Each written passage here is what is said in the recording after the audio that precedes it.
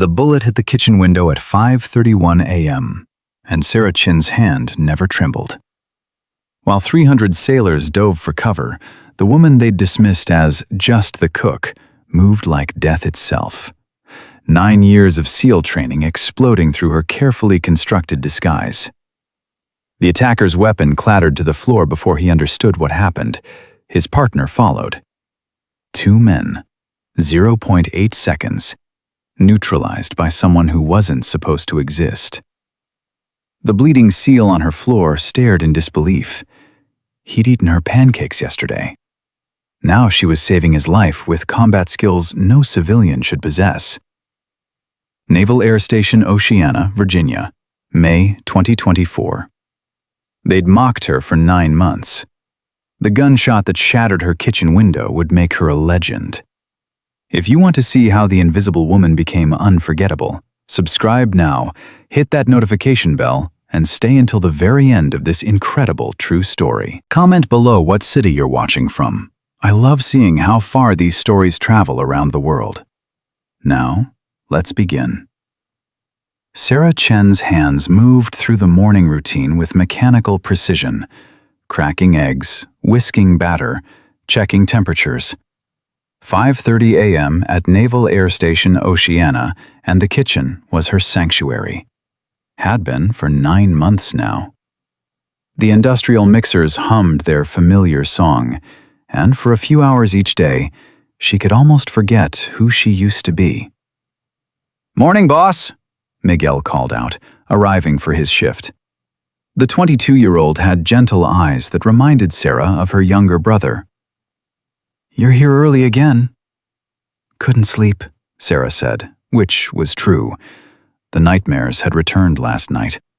Not the usual combat flashbacks, but something different. A warning her body recognized before her mind could name it. Miguel started prepping vegetables while Sarah worked on the breakfast casseroles that would feed 400 Navy personnel. To everyone on this base, she was just Sarah Chen, civilian contractor, head cook. 41 years old, quiet, competent, unremarkable. They didn't know that before she took this job, she'd spent 15 years as a Navy SEAL sniper instructor. They didn't know about the 47 combat deployments, the records she still held, the 3 generations of operators she'd trained. They definitely didn't know about the skills that made her hands steady while cracking eggs. The same hands that once held a rifle steady enough to make a kill shot at 1,847 meters. "You okay?" Miguel asked, noticing her distraction. "You seem tense." Sarah forced a smile. "Just tired. Long night." What she didn't tell him, she'd spent 3 hours last night watching security patterns from her window, counting guards, timing rotations, noticing the things a civilian wouldn't notice, like the delivery truck that showed up Tuesday when deliveries normally came Thursdays, like the contractor she didn't recognize who'd accessed the armory area twice in 1 week, like the way her combat instincts were screaming that something was wrong.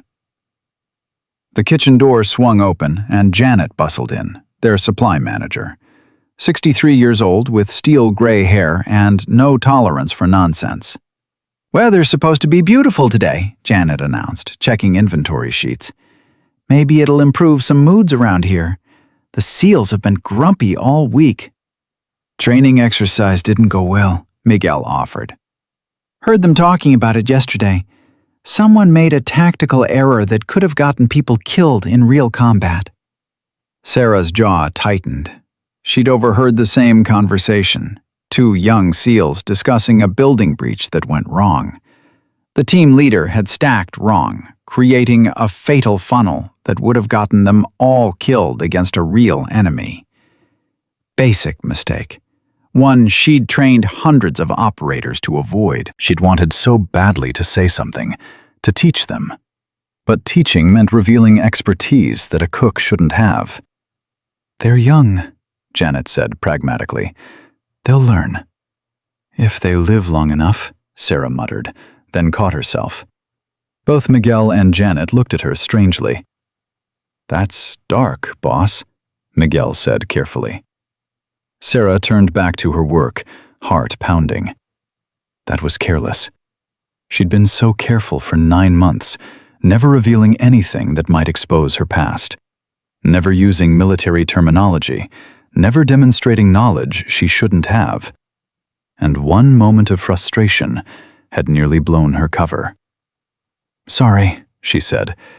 "Didn't mean it like that, just worried about the kids, you know?" The explanation seemed to satisfy them, but Sarah felt the walls of her carefully constructed new life trembling. This was why she'd left the SEAL community. This was why she'd hidden her background when applying here. She couldn't handle training operators anymore, couldn't bear watching young warriors make mistakes she knew how to fix, but couldn't prevent. Not after the accident that ended her career. The breakfast rush started at 600. Sailors and officers lined up with trays, moving through with practiced efficiency. Sarah worked the serving line, spooning eggs and hash browns, offering smiles that rarely got returned. To them, she was furniture, functional, invisible. "Morning," she'd say. Most didn't respond. They grabbed their food, maybe nodded, moved on. After 9 months, Sarah had stopped expecting anything different. Commander Richard Anderson passed through around 0630, as he did most mornings. The base CO was 52, career Navy, with a reputation for running a tight ship. He'd spoken to Sarah exactly twice in 9 months, both times about catering requests for special events. "Coffee's good today," he said absently, not quite looking at her. "Thank you, sir," Sarah replied. He was already walking away. Petty Officer Jackson came through next, a young SEAL with cocky confidence and barely healed shrapnel scars from his last deployment. He'd been in Sarah's training course 5 years ago, before her accident. She'd been the one who taught him the building breach technique he now used in real combat. He looked right through her, grabbed his eggs, moved on. Sarah felt the familiar ache of invisibility settle over her like a fog. This was what she'd wanted, to disappear, to be no one, to escape the weight of her past. So why did it hurt so much? "You really don't talk much, do you?" Sarah looked up. A young female sailor, couldn't be more than 20, stood at the serving line with genuine curiosity in her eyes. "Not much to say," Sarah replied carefully. "I'm Seaman Rodriguez, just got assigned here last week." The young woman smiled. "This food is way better than my last base. You make this all yourself?" "I have help." Sarah nodded toward Miguel and Janet. "But thank you." "My mom always said you can tell a lot about people by how they cook," Rodriguez continued. "Whether they put love into it or just go through motions. Your food has love in it." Something caught in Sarah's throat. "Your mom sounds wise." "She is. Navy veteran herself. 20 years as a hospital corpsman." Rodriguez picked up her tray. "Anyway, thanks for the good food. Makes being far from home a little easier." The young sailor walked away, and Sarah had to blink back unexpected tears. That simple kindness, being seen, even briefly, cracked something in the armor she'd built around herself. The morning continued. Sarah cleaned, prepped for lunch, supervised her small team. The routine was comforting in its monotony. Around 1,000 hours, she stepped outside for fresh air, wiping flour from her hands. That's when she saw it again. A civilian contractor she didn't recognize standing near the armory. Third time this week. He was looking at something on his phone, but his positioning was wrong. His body language was wrong. Everything about him triggered the threat assessment training that Sarah could never quite turn off. She pulled out her own phone, pretending to check messages while she observed. The man was memorizing something. Guard rotation, probably. Timing patrol patterns. He was conducting surveillance, and he was good at it. Good enough that regular security wouldn't notice. But Sarah wasn't regular security. She was a SEAL instructor who'd spent 15 years teaching operators how to spot threats, and this man was absolutely a threat. Her heart rate elevated, adrenaline sharpening her focus. Every instinct screamed at her to report this, to grab the base security chief and explain exactly what she was seeing and why it mattered. But explaining meant questions. How does a cook recognize pre-attack surveillance? Why would kitchen staff understand tactical reconnaissance? What training would give her this knowledge? Questions that would unravel everything. Sarah went back inside, hands shaking slightly. She found a quiet corner and pulled up the base security office number on her phone, stared at it for 5 full minutes, then put the phone away. What was she going to say? "Hi, I'm the cook, and I think that contractor is conducting surveillance?" They'd ask how she knew. She'd have to admit her background. Word would spread. Her peaceful anonymity would shatter. And for what? A hunch? Maybe the guy was just checking work orders on his phone. Maybe she was being paranoid, seeing threats where none existed, because she couldn't turn off the warrior she used to be. Sarah returned to her kitchen, trying to focus on lunch prep, but her hands moved automatically while her mind raced through tactical scenarios. If someone was planning an attack on this base, where would they hit? What would they target? How would they exploit security weaknesses she'd already identified? She was so lost in thought that she didn't hear Miguel approach. "Boss, you sure you're okay?" he asked, concerned. "You've been weird all morning." "I'm fine," Sarah lied. Then, testing. "Miguel, you ever feel like something bad is about to happen? Like intuition?" Miguel's expression shifted. "Yeah, actually. All the time. My dad used to beat my mom, and I could always tell when he was about to lose it. Like 30 minutes before, I'd just know." He paused. "Why? You getting that feeling now?" Sarah wanted to tell him everything, wanted to say, "Yes, I'm getting that feeling, and I'm trained to trust it, and I think this base is about to be attacked." But instead she said, "Just jumpy, I guess. Too much coffee." Miguel didn't look convinced, but he let it go. Lunch service came and went. Sarah served 400 meals, invisible to 400 people. Commander Anderson passed through again, managing to look at her without actually seeing her. The SEALs came in groups, talking about training, missions, the war stories that Sarah knew intimately, but could never share. Around 1400 hours, Janet pulled Sarah aside with concern etched on her face. "Honey, I know we don't do personal conversations much, but I'm worried about you," Janet said quietly. "I was military police for 12 years before this job. I know what PTSD looks like. I know what hypervigilance looks like. And you've had both written all over you all day." Sarah's heart stopped. "I don't know what you mean." "The hell you don't." Janet's voice was kind but firm. "I'm not asking about your past. That's your business.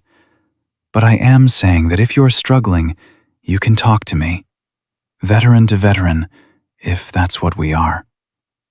The assumption, the accurate assumption, hung in the air between them. "Janet, don't explain," Janet interrupted. "Just know you're not alone, whatever you're carrying, okay?" Sarah nodded, not trusting her voice. After Janet left, Sarah stood alone in the kitchen, surrounded by industrial equipment and the smell of cooking food, feeling more exposed than she had in months. First Miguel sensing something wrong, now Janet seeing through her civilian disguise. The identity she'd built was crumbling. That evening, after dinner service ended, Sarah stayed late to prep for the next day. The kitchen was quiet, peaceful.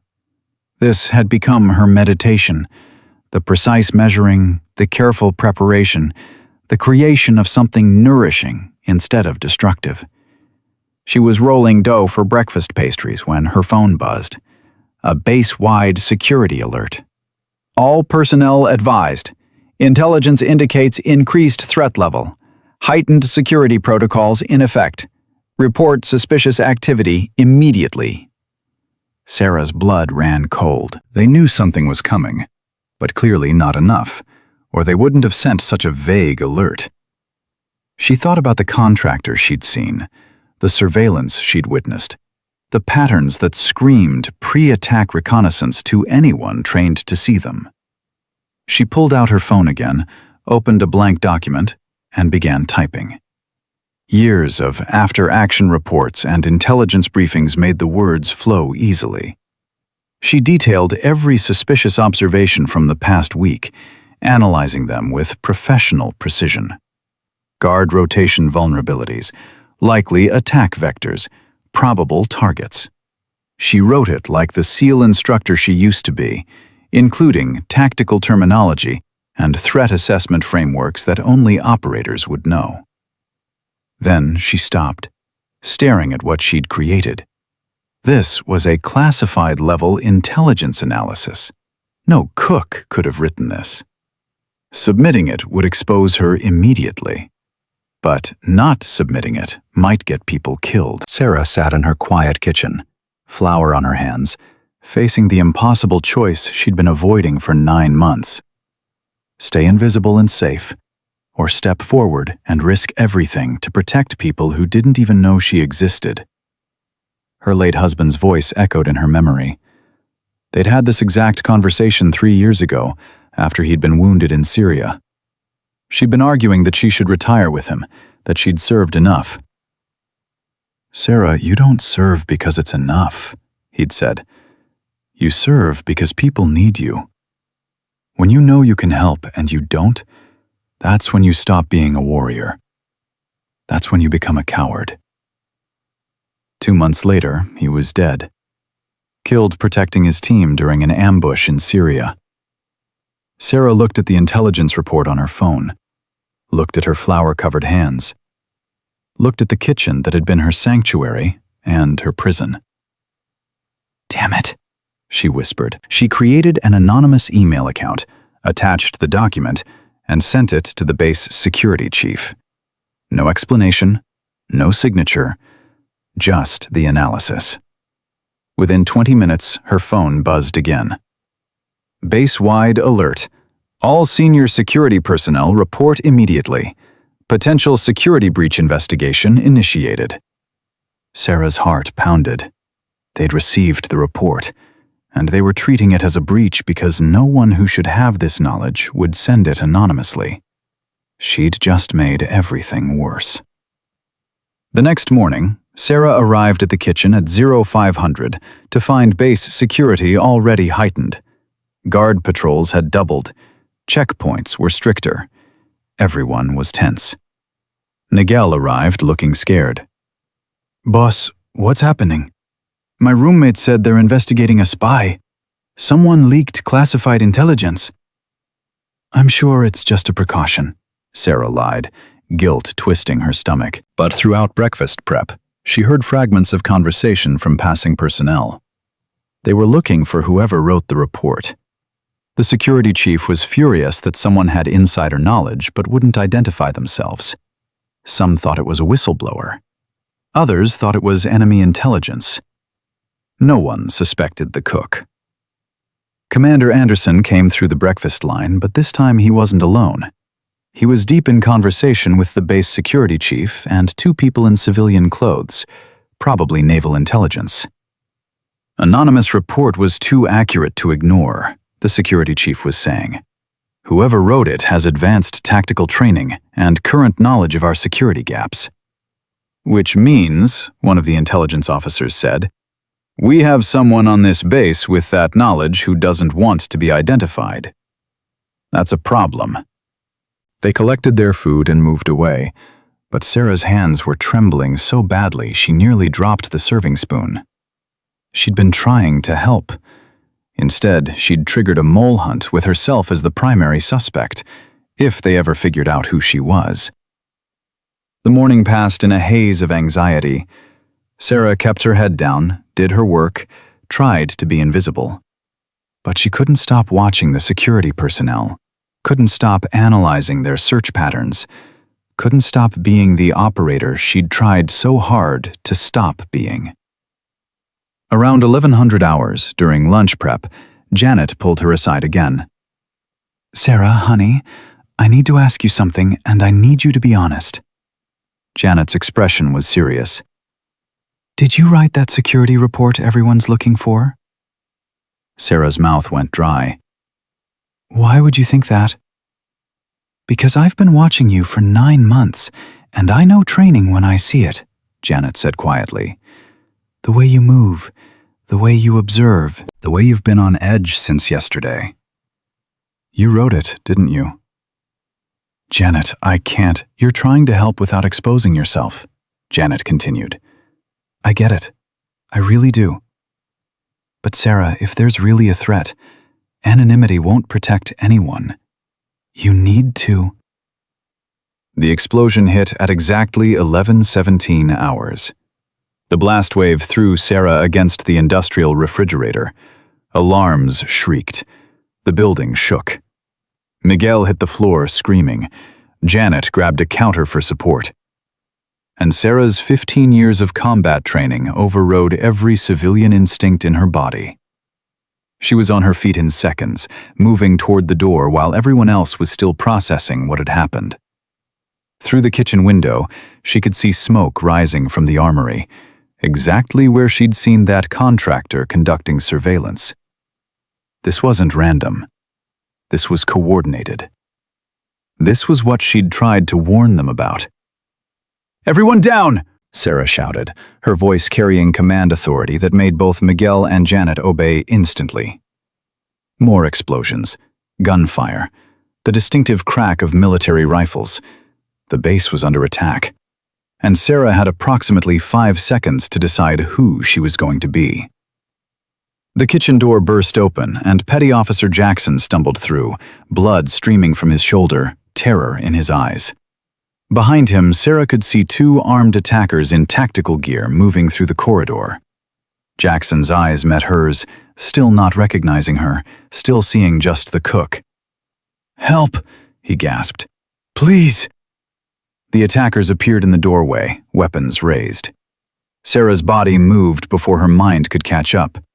15 years of muscle memory took over. She grabbed a 10-inch chef's knife from the counter with her right hand, while her left hand swept up a cast-iron skillet.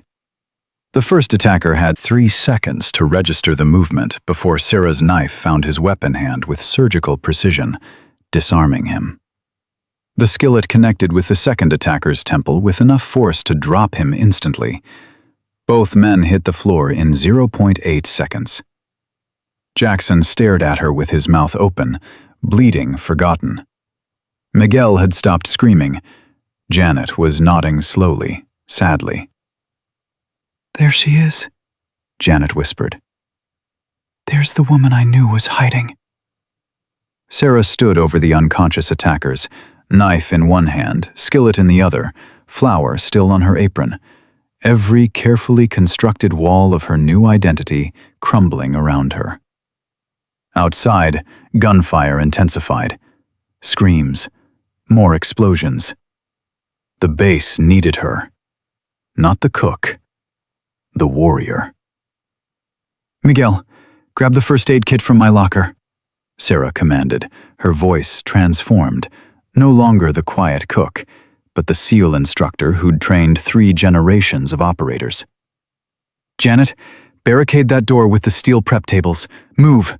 They moved. Sarah knelt beside Jackson, assessing his wound with professional efficiency. "Through and through. Missed the bone. You'll live." She looked him directly in the eyes. "But I need you to listen very carefully, Petty Officer. You're about to see things that will confuse you. You're going to have questions. Push them aside. Right now, we have one job. Keep everyone in this kitchen alive. Understood?" Jackson nodded, still stunned. Sarah grabbed the fallen attacker's weapons, AK-47 variants, well maintained. She checked the loads, cleared the chambers, reloaded with movements so practiced they looked like choreography. Miguel returned with the first aid kit, eyes wide as he watched her handle the rifles. "Boss, who are you?" Sarah looked at him, this sweet kid who dreamed of culinary school, who trusted her, who deserved the truth. "Someone who promised herself she'd never do this again," Sarah said quietly. "Someone who's about to break that promise." She moved to the window, assessing the tactical situation with 15 years of experience. Multiple breach points, coordinated assault, at least a dozen attackers, probably more. This wasn't amateurs. This was a well-planned operation. The base intercom crackled. "All personnel to designated shelter areas. This is not a drill. We are under attack. Repeat." The transmission cut off. Sarah closed her eyes, took one breath, then opened them with the cold clarity of an operator in combat. "Janet, Miguel, you're going to that shelter, now." "What about you?" Miguel asked. Sarah checked the rifle's sight. "I'm going to buy you time to get there safely." "Sarah," Janet began. "That's an order, Staff Sergeant," Sarah said, using Janet's former rank instinctively. "Move your people to safety. Let me do what I was trained to do." Janet understood. She grabbed Miguel and started toward the rear exit. But Jackson wasn't moving. He was staring at Sarah like he was seeing a ghost. "I know you," he said slowly. "Those moves. That voice. The way you—" His eyes widened. "Oh my God. Lieutenant Chen? You're supposed to be— We heard you were injured, medically retired, that you'd—" "Disappeared," Sarah finished. "Yeah, tried that. Didn't work out." "But why were you—" "Later," Sarah cut him off. "Right now, can you move?" Jackson tested his injured shoulder, winced. "Yeah, I can fight." "Good, because I'm about to do something that's going to seem insane." "What?" Sarah picked up one of the fallen attacker's radios, switched it to the base security frequency, and spoke with the calm authority of someone who'd commanded special operations teams in the world's worst combat zones. "This is Lieutenant Sarah Chen, call sign Valkyrie, former SEAL sniper instructor. I am in the main kitchen building with wounded personnel and limited weapons. I have tactical assessment on attacker positions and recommend immediate countermeasures. Requesting permission to engage and coordinate defensive response." Silence on the radio. Then, "Who the hell is this?" Commander Anderson's voice. Sarah could hear the chaos in the background of wherever he was. "Sir, I'm the head cook. I'm also a SEAL with 15 years of combat experience. I wrote the anonymous threat assessment you received yesterday. And right now, I'm your best asset in this sector. I need you to trust me." Another pause. Then, "Kitchen building. Identify attacker's strength and position." Sarah moved to the window, her training allowing her to process the tactical situation in seconds. 12 hostiles visible, moving in 3-man elements. Professional tactics. They're pushing toward the mess hall, trying to take hostages from the 1,200 lunch crowd. If they succeed, this becomes a negotiation nightmare. I can hold them at the kitchen choke point. It's defensible, and I know the terrain." "Hold position," Anderson said. "QRF is en route." "Sir, QRF won't arrive before they reach the mess hall," Sarah said calmly. "I'm engaging now. Chen out." She dropped the radio, looked at Jackson. "You sure you want to see how a cook fights?" Jackson, despite everything, smiled grimly. "Ma'am, I watched you disarm 2 trained operators with a kitchen knife and a frying pan. I'm not sure I could handle not seeing what else you can do." Sarah nodded, checked her weapon one more time, and stepped toward the door that led to the corridor. "Stay behind me. Watch your lanes. And petty officer?" "Ma'am?" "When this is over, you're going to have questions about why I was serving you eggs instead of training your team. Fair enough. But right now, more gunfire, closer this time, screams. Right now, I'm going to show you why I spent 15 years as a SEAL instructor, Sarah finished, and why the best compliment any of my students ever gave me was saying I scared them more than the enemy. She moved through the door like water flowing downhill, smooth, inevitable, unstoppable. The cook was gone. The warrior had returned, and Naval Air Station Oceana was about to learn that the most dangerous person on the base had been serving them breakfast every morning for 9 months. The corridor outside the kitchen smelled like cordite and blood. Sarah moved along the left wall with the AK-47 raised, every sense heightened, 15 years of combat experience flooding back like she'd never left. Behind her, Jackson struggled to keep up, his injured shoulder limiting his movement, but his training keeping him quiet. 2 tangos, 50 feet, moving toward mess hall entrance, Sarah whispered, without turning around. They don't know we're here yet. How can you possibly, Jackson started. Shadows on the floor, reflected light from their weapon barrels. Same things I taught you 5 years ago in building breach training. Sarah's voice was cold, focused. You remember Instructor Chen? The one who made you run stairs until you vomited because you couldn't read shadow tells? Jackson's sharp intake of breath confirmed he'd made the connection. That was you. Oh my God, that was you. Questions later. Right now, I need you to provide cover while I flank. Can you do that with one good arm? Yes, ma'am. On my mark, put 3 rounds down that corridor, high and wide. I don't want you hitting them. I want you scaring them into cover. 3, 2, 1, mark. Jackson fired. The shots echoed like thunder in the enclosed space. The 2 attackers immediately dropped into defensive positions, exactly as Sarah knew they would. She was already moving, using their momentary distraction to close the distance, coming at them from an angle they weren't expecting. The first man never saw her. Sarah's rifle butt connected with his temple, and he dropped. The second spun toward her, but she was inside his weapon's effective range, sweeping his legs while simultaneously controlling his rifle. 2 seconds. Both down. Clear, Sarah called. Move up. Jackson joined her, staring at the unconscious attackers. Ma'am, I've been a SEAL for 6 years, and I've never seen anyone move like that. You would have if you'd stayed in my advanced course, Sarah said, zip-tying the attackers' hands with equipment from their own vests.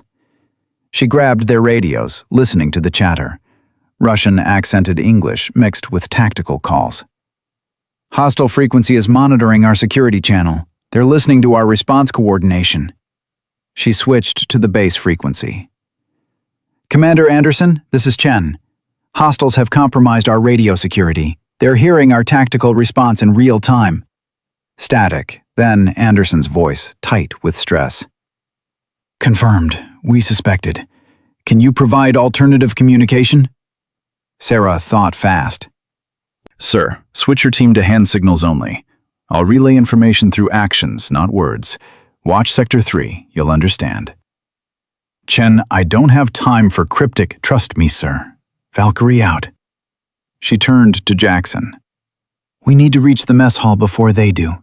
If they take 200 sailors hostage, this goes from a firefight to a political nightmare. The main corridor's too exposed, Jackson said. We'd be sitting ducks. Who said anything about corridors? Sarah was already moving toward a maintenance access panel. I spent 9 months working in this building. I know every duct, every crawl space, every shortcut the blueprints don't show. Follow me. She pulled open a panel that looked decorative, but wasn't. Behind it, a service tunnel, just wide enough for a person, ran parallel to the main corridor. Sarah slipped through with practiced ease. Jackson followed, struggling slightly with his injured shoulder. How did you know this was here? He whispered. Because I'm paranoid, and I map every building I work in, Sarah replied. Old habit. Can't seem to break it even when I'm trying to pretend I'm normal. They crawled through the tunnel, the sounds of combat muffled but constant. Sarah's mind was running tactical calculations, attacker strength, response time, probable objectives. Everything pointed to a hostage situation. These weren't terrorists trying to blow up the base. They were professionals executing a carefully planned operation. "Ma'am, can I ask you something?" Jackson's voice was quiet in the darkness. "Make it quick." "Why were you cooking our meals? If you're a legend. The instructors still talk about Lieutenant Chen. They say you trained the best snipers in SEAL history. Why would you hide that to flip eggs?" Sarah was quiet for several seconds. When she spoke, her voice had lost its operational edge. "Because flipping eggs doesn't give me nightmares, petty officer. Because feeding people lets me serve without carrying bodies. Because after 47 deployments and watching my husband die in Syria, I needed to remember what it felt like to create something instead of destroy." "I'm sorry, ma'am. I didn't know about your husband." "No one did. That was the point." Sarah reached the end of the tunnel, listening at the exit panel. "We're here. Mess hall is 30 feet to our right. I'm hearing movement. They're already inside." She opened the panel slowly, exposing a view of the mess hall's service entrance. Through the doorway, she could see at least 6 armed men herding sailors into the center of the room. The lunch crowd had been in the middle of their meal when the attack started. Now, nearly 300 personnel were being forced at gunpoint to sit on the floor, hands on their heads. "Oh God," Jackson breathed. "There's so many of them." Sarah counted quickly. 317 hostages, 8 visible hostages. Probably more I can't see. They've got overlapping fields of fire, and they're using the hostages as human shields. She assessed with clinical detachment. "This is professional work. These aren't extremists. This is organized." One of the attackers was speaking, his voice amplified by a megaphone. "You will remain calm. You will cooperate. No one needs to die today if you follow instructions." Sarah recognized the voice from the radio chatter. The leader. And his accent was definitely Russian. "Your government has something we want," the man continued. "When they give it to us, you go home to your families. Simple exchange. But if your commanders try to be heroes, we start executing one sailor every 10 minutes until they reconsider." A young woman in the hostage group started crying. The leader walked over to her casually and pressed his pistol against her temple. "Starting with the emotional ones," he said coldly. "No, please," the woman sobbed. Sarah recognized her, Seaman Rodriguez, who'd complimented her cooking just yesterday morning. "Ma'am, we have to do something," Jackson whispered urgently. "We will," Sarah said, "but not stupidly. 8 armed hostiles, 300 hostages, confined space. We go in guns blazing, people die. We need to be smarter." She pulled out the radio she'd taken from the attackers, switching through frequencies until she found the one they were using for internal coordination. The chatter confirmed her assessment. 12 attackers total, 8 in the mess hall, 4 outside, providing perimeter security and monitoring base response. "They're waiting for extraction," Sarah said. "This is a snatch and grab operation. They take hostages, make demands, get what they want, helicopter in and out. Probably a ship waiting offshore." "How do you know all that?" "Because I've run this exact operation.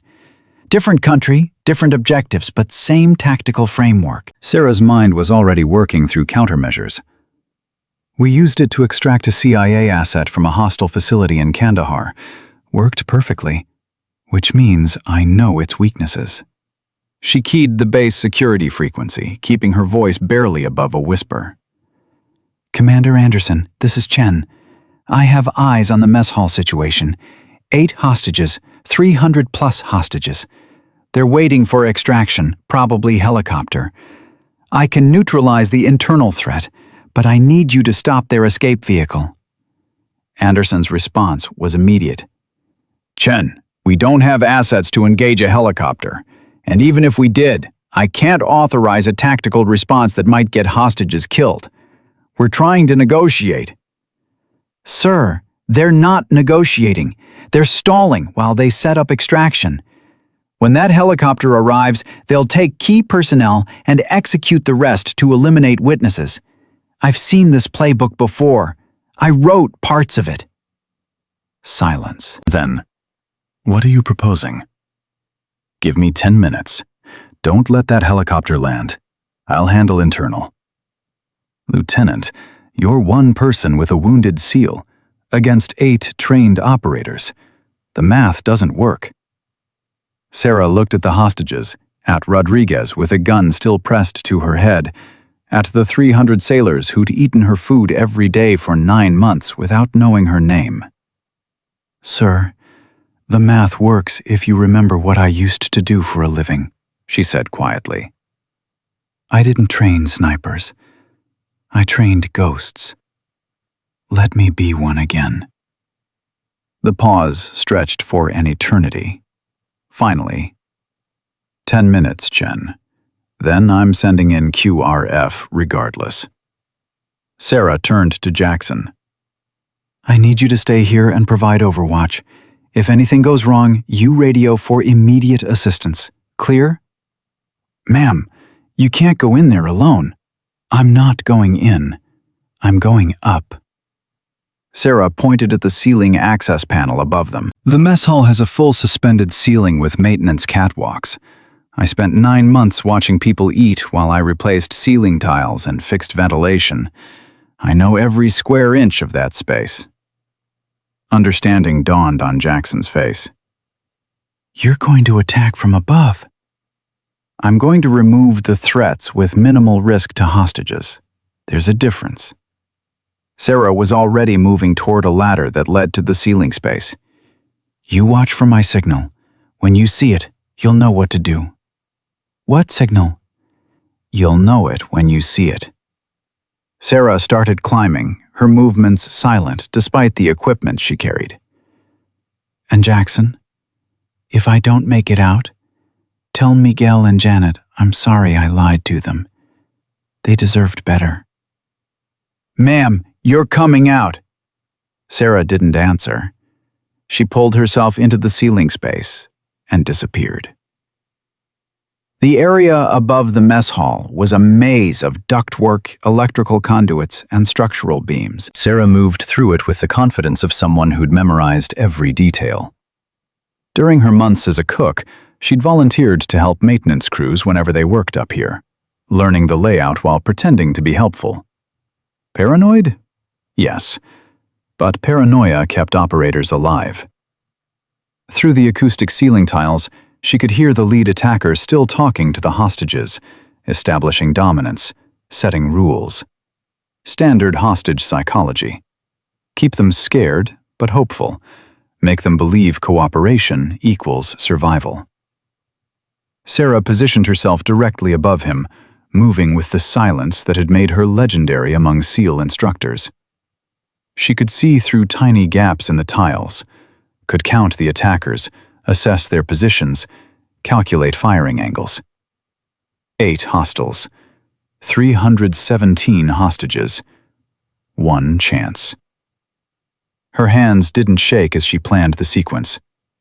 Target priority, engagement order, backup contingencies. This was the work she'd done for 15 years, the work that had earned her the call sign Valkyrie, the one who chooses who lives and who dies on the battlefield. She'd tried to leave that woman behind in the kitchen. Turned out she'd just been sleeping. Sarah pulled out her radio, switching to the attacker's frequency. Time to play a card they wouldn't expect. "Attention, hostile force," she said in flawless Russian. "This is Lieutenant Sarah Chen, United States Navy. You're surrounded by a SEAL team. Release the hostages and surrender. This is your only warning." The effect was immediate. The attackers started talking rapidly in Russian, their discipline cracking slightly. They hadn't expected anyone to speak their language. Hadn't expected their communications to be compromised. The leader's response came in English for the hostages' benefit. "Nice try, American. We know your SEAL teams are on the other side of the base. We have your radio frequencies. We hear everything you're planning." "Then you heard me say this is your only warning," Sarah replied, still in Russian. "What you didn't hear is what I'm planning now. Because I'm not on your frequency anymore. I'm above you." She fired one shot through the ceiling tile, dropping the attacker farthest from the hostages. He went down before his partners even registered the shot. Chaos erupted. The remaining 7 attackers spun in every direction, trying to find the threat. Sarah was already moving, the ceiling tiles hiding her position, her training letting her flow through the space like smoke. Second shot. Third. Both precise, both fatal. Both from different positions, making the attackers think they were surrounded. "It's in the ceiling!" someone shouted in Russian. They started firing upward blindly, bullets punching through tiles. But Sarah was always 2 steps ahead, using their panic against them, letting them reveal their positions with each muzzle flash. Fourth shot. The leader went down, the megaphone clattering from his hand. The remaining 4 were professionals, though. They recovered quickly, positioning themselves among the hostages, using civilians as shields. "Come down or we start executing," one of them shouted. Sarah didn't respond. She'd already moved to a different position, calculating angles through the gaps in the tiles. From this position, she had a clear shot at one more, but the angle was impossible for a rifle. Good thing she hadn't spent 15 years teaching snipers without learning a few tricks. She holstered the rifle, drew the pistol from one of the earlier attackers, and made a shot that her students would have called impossible.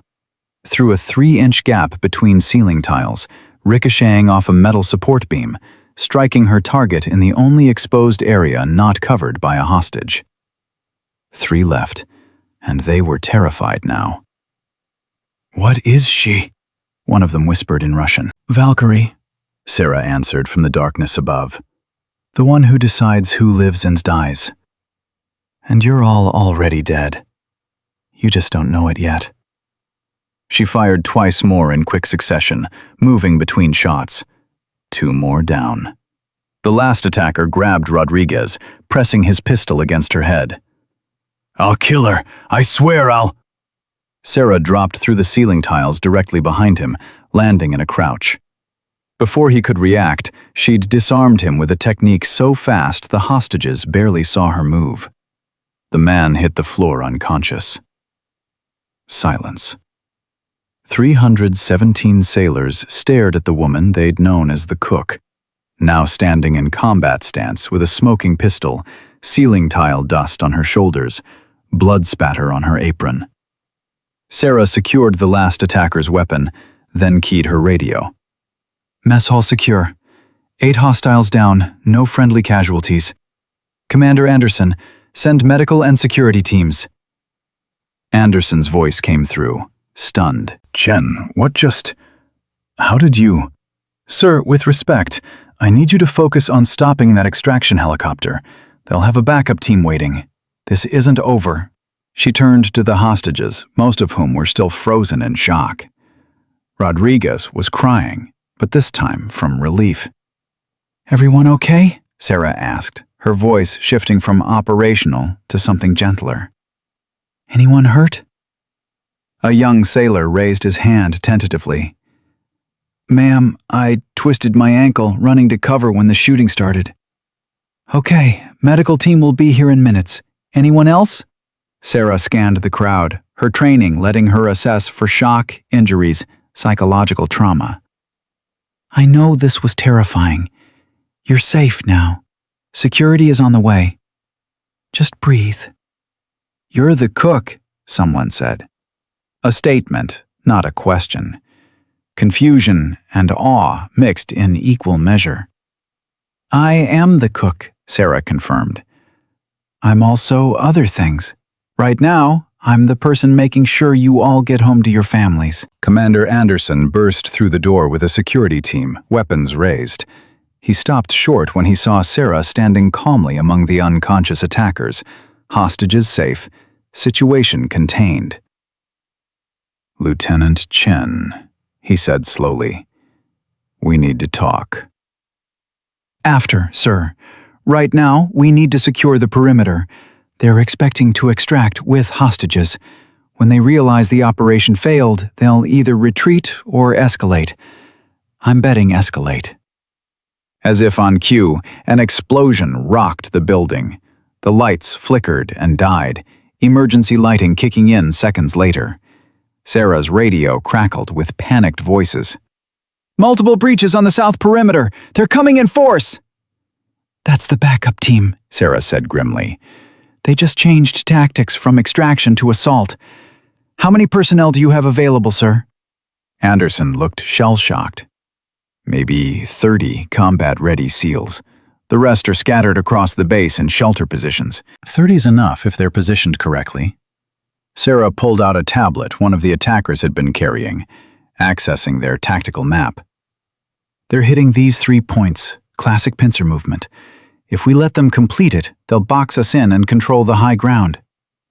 She traced positions on the map with confidence that came from a decade and a half of combat operations. Put 10 SEALs here, here, and here. Create a reverse trap. Let them think they're surrounding us, then collapse on their position. I'll take a team and hit their command element here. Chen, you're a cook. You're not— Sir! Sarah's voice was ice. With profound respect. Right now, I'm not a cook. I'm a SEAL instructor with 15 years of combat experience who just neutralized 8 hostiles and saved 300 lives. You can court-martial me later for lying on my application. Right now, you can use me or watch this base fall. Your choice. Anderson stared at her for 3 long seconds. Then he turned to his radio. "All teams, this is Commander Anderson. Tactical coordination is now being directed by Lieutenant Sarah Chen, call sign Valkyrie. Acknowledge and comply." The radio came alive with confused acknowledgments. Sarah took it, her voice carrying the authority of someone who'd commanded in combat zones across 3 continents. All units, this is Valkyrie. I'm transmitting tactical positions now. Alpha Team, Northeast Corridor. Bravo, Southwest. Charlie, you're with me. We're going hunting. Jackson appeared beside her, his shoulder hastily bandaged. "Ma'am, Charlie Team reporting." You should be getting medical attention. "So should you, ma'am. That's blood on your arm." Sarah looked down. A bullet had grazed her during the ceiling combat. She hadn't even felt it. I'll add it to the collection. Let's move. But as they headed for the exit, Rodriguez stepped forward. Ma'am, wait. Sarah turned. The young sailor's face was streaked with tears, but her voice was steady. "Thank you," Rodriguez said. "My mom always said you can tell a lot about people by how they cook." She was right. You put love into everything, even saving our lives. Something cracked in Sarah's chest. The emotional walls she'd built between Lieutenant Chen and Sarah the cook were crumbling. These weren't just hostages she'd saved. They were people who'd eaten her food, trusted her daily routine, existed in her life even if they didn't know her name. "Your mom sounds very wise," Sarah said quietly. "When this is over, I'd like to meet her." "She'd like that, ma'am. She always wanted to meet a real hero." "I'm not—" Sarah started, then stopped. Jackson was looking at her. Anderson was looking at her. 300 sailors were looking at her. Maybe she was a hero. Maybe she'd always been one. Maybe hiding in the kitchen had been the lie. And this moment of standing in her full truth, was reality. "Let's finish this," Sarah said. "Then we can talk about heroes." She led Charlie Team out of the mess hall, moving with purpose through corridors she knew like her own kitchen. Behind her, Jackson and 5 other SEALs followed, and for the first time in 18 months, Sarah Chen felt like she was exactly where she belonged. The warrior wasn't just awake anymore. She was home. Charlie team moved through the south corridor with Sarah on point, her weapon raised, every sense alive. The emergency lighting cast everything in red, turning the familiar hallways into something alien. Jackson was 2 steps behind her left shoulder. The other 5 SEALs staggered in proper formation. They moved like they'd trained together for years instead of minutes. "Valkyrie, this is Alpha Team," the radio crackled. "In position, northeast corridor. No contact yet." "Bravo Team, southwest position secured," another voice reported. Sarah keyed her mic. "All teams hold position. Let them come to you." They're expecting resistance at entry points, not internal ambush. Use their assumptions against them. "Valkyrie, this is Anderson. Radar shows inbound helicopter 5 minutes out. If they extract..." "They won't extract, sir. Trust me." Sarah checked her tablet, tracking the attacker positions through their own communication network. They're walking into a kill box, and they don't know it yet. One of the SEALs behind her, a young operator named Davis, spoke quietly. "Ma'am, can I ask something?" "Make it quick." "You really trained my instructors? Chief Martinez says you're the reason he's alive. Says you taught him to read environmental tells that saved his team in Ramadi." "Martinez talks too much," Sarah said, but her voice softened slightly. "How is the old bastard?" "Retired last year. Has a coffee shop in San Diego now." "Good. He deserved peace." Sarah held up a fist, stopping the team. Through the wall, she could hear movement. "Contact imminent. 3 hostiles moving toward our position. They don't know we're here." "How can you possibly hear that?" Davis whispered. "Because I've been listening to this building for 9 months. I know what it sounds like, empty. This isn't empty." Sarah signaled the team to take positions. "On my mark, we take them alive if possible. Intelligence value. Questions?" "Just one, ma'am," Jackson said. "You keep saying, if possible. What's the threshold for not possible?" "If they threaten hostages or friendly personnel, then it becomes very possible, very quickly." Sarah listened to the approaching footsteps.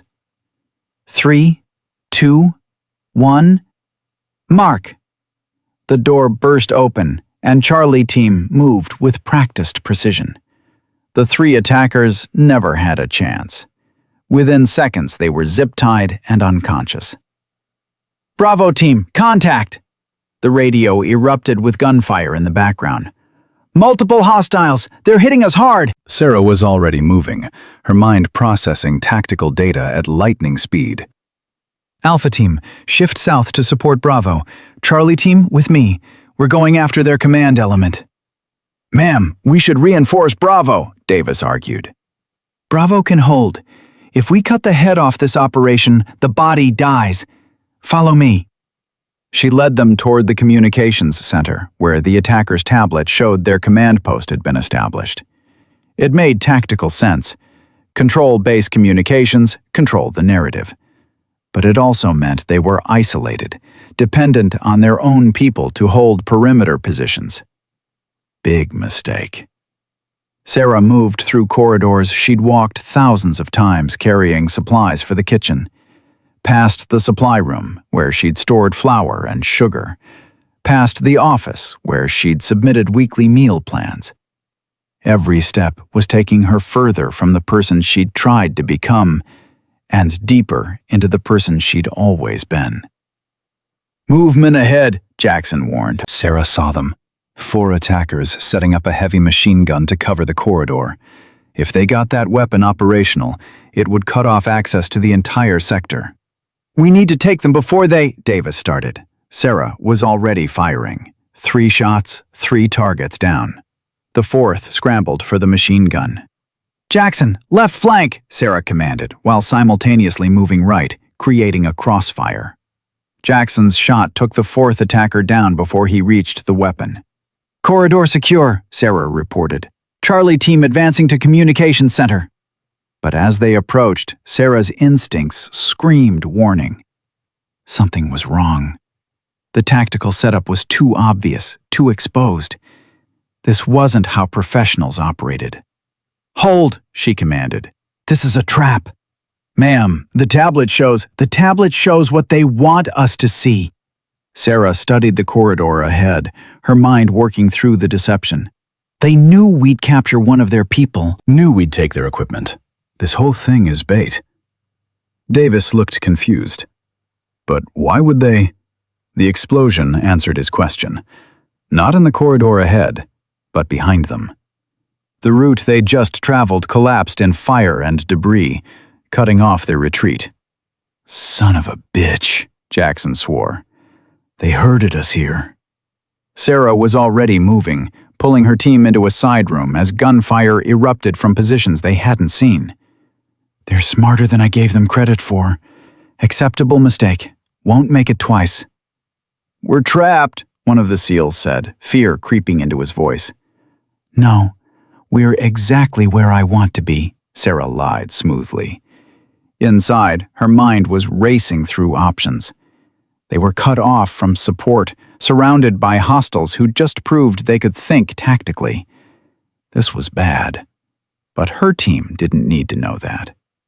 "Davis, you said you trained under Chief Martinez, right?" Sarah asked, while checking her ammunition. "Yes, ma'am." "Then you know the Martinez maneuver. The thing I taught him that technically violates 3 different military regulations but has a 100% success rate." Davis's eyes widened. "You want us to go through the walls?" "I want us to go where they're not expecting, which is everywhere except where we're supposed to be." Sarah pointed at the wall separating them from the communications center. "That's drywall over steel studs. We breach here, come at them from an impossible angle, and turn their trap into ours." "Ma'am, that's insane," one of the SEALs protested. "You're absolutely right, which is why they won't expect it. Jackson, you have breaching charges?" "2 small ones, but if we blow that wall, everyone in the building will know our position." "They already know our position. They think we're pinned here. Let's prove them wrong." Sarah positioned the charges with practiced efficiency. "Everyone on the other side of the room, cover your ears. This is going to be loud." The explosion ripped through the wall, opening a passage into a maintenance space that connected to the communications center. Sarah went through first, weapon raised, moving through smoke and dust like a ghost. The attackers in the communications center were still reacting to the explosion when Charlie team hit them from an angle their defensive positions didn't cover. It was over in seconds. "Center secure," Sarah reported, but she was already moving to the communications equipment. And jackpot, they were running their entire operation from here. She accessed their systems, pulling data with the speed of someone who'd spent years in military intelligence roles that technically didn't exist.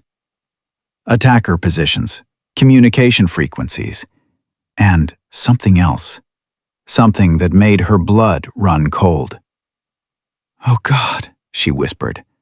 "Ma'am?" Jackson asked. Sarah keyed her radio, urgency replacing her usual calm. "Commander Anderson, this is Valkyrie." "Sir, this isn't just an attack. It's a coordinated strike. They have teams hitting 3 other naval installations simultaneously, and they have someone inside feeding them information." "Inside? You mean a mole?" "I mean someone with access to classified security protocols, patrol patterns, personnel rosters. Someone who knew exactly when and where we'd be vulnerable." Sarah scrolled through files, her heart sinking with each revelation. "Sir, they have detailed information about upcoming deployment schedules, classified technology demonstrations, personnel with security clearances. This wasn't planned in weeks. This was planned over months." The implications hung in the air like poison gas. "Find that mole, Lieutenant," Anderson said quietly. "Whatever it takes." Sarah was already cross-referencing data, her mind working through patterns and anomalies. She'd spent 15 years in special operations, which meant she'd spent 15 years learning how to spot traitors. The skill set was depressingly similar to spotting tactical threats. "Got him," she said after 2 minutes. Or her. Whoever it is has been accessing these files from inside the base security office. Recent logins show. She stopped, staring at the screen. What is it? Jackson asked. The last login was 10 minutes ago, during the middle of the attack. Someone was in the security office feeding real-time updates to the attackers while the rest of us were fighting for our lives. Davis looked sick. Who? Sarah pulled up the security camera footage, rewinding to 10 minutes earlier. The figure at the terminal had their back to the camera, but their body language was familiar. They turned slightly, and Sarah's breath caught. Janet, she whispered. Her supply manager. The woman who'd suspected Sarah's military background. The woman who'd seemed to understand her. The woman she trusted. Are you sure? Jackson asked.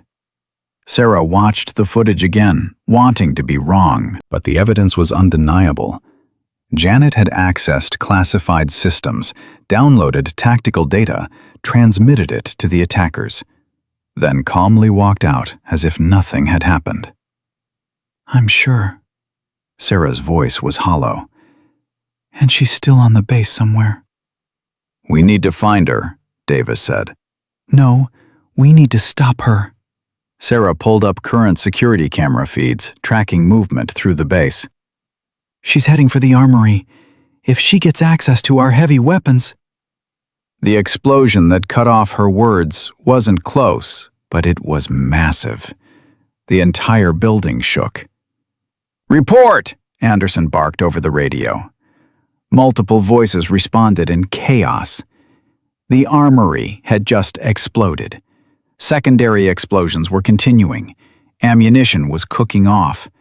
The fire was spreading. Janet, Sarah said. She just eliminated our weapons reserve and created a distraction. She's running. All teams, lock down protocols, Anderson ordered. No one leaves this base. But Sarah was already studying the security feeds, watching Janet's route through the chaos. She wasn't heading for an exit. She was heading for the kitchen. Sarah's kitchen. She's going for something, Sarah said. Charlie team, with me. Everyone else contain that fire before it reaches the fuel depot. She was moving before anyone could argue, Jackson and the others following. They raced through corridors filled with smoke and confusion, sailors running toward fire stations, officers coordinating response. In the chaos, Sarah moved with deadly purpose. The kitchen looked exactly as she'd left it hours ago, before the world turned upside down. Except Janet was there, working frantically at something near the industrial ovens. "Janet, stop!" Sarah commanded, weapon raised. The older woman turned, and there was genuine sadness in her eyes. Sarah, I was hoping you wouldn't figure it out. I like you. I really do. Then why? Sarah's voice cracked slightly. Why betray everyone here? These are sailors, kids most of them. What did they do to you? Nothing. That's the problem. They do nothing while our government wages illegal wars, supports dictatorships, destroys countries for oil and power. Janet's voice was calm, almost gentle. I spent 12 years as military police, Sarah. I saw what we really do overseas. I couldn't be part of it anymore. So you became part of this? Terrorism? Getting innocent people killed? I'm preventing future wars. The information we're gathering will expose military corruption at the highest levels. Sometimes you have to break a few eggs. Don't you dare use cooking metaphors while betraying everything we stood for, Sarah snapped. I trusted you. And I trusted you were really just a cook trying to find peace.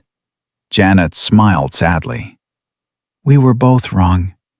But unlike you, I'm not going back to serving a corrupt system. I'm finishing what I started. She pressed something, and Sarah realized with horror what Janet had been setting up. The industrial gas lines that fed the kitchen stoves had been rigged to explode. The timer showed 30 seconds. You'll kill hundreds, Sarah said. The barracks are right above us. I'm giving them a chance to evacuate, more than our government gives the civilians we bomb. Janet moved toward the exit. 30 seconds, Sarah. Stop me or stop the explosion. You can't do both. She ran. Sarah stared at the bomb, at the timer counting down, at the door where Janet had disappeared. Every instinct screamed to chase the traitor down.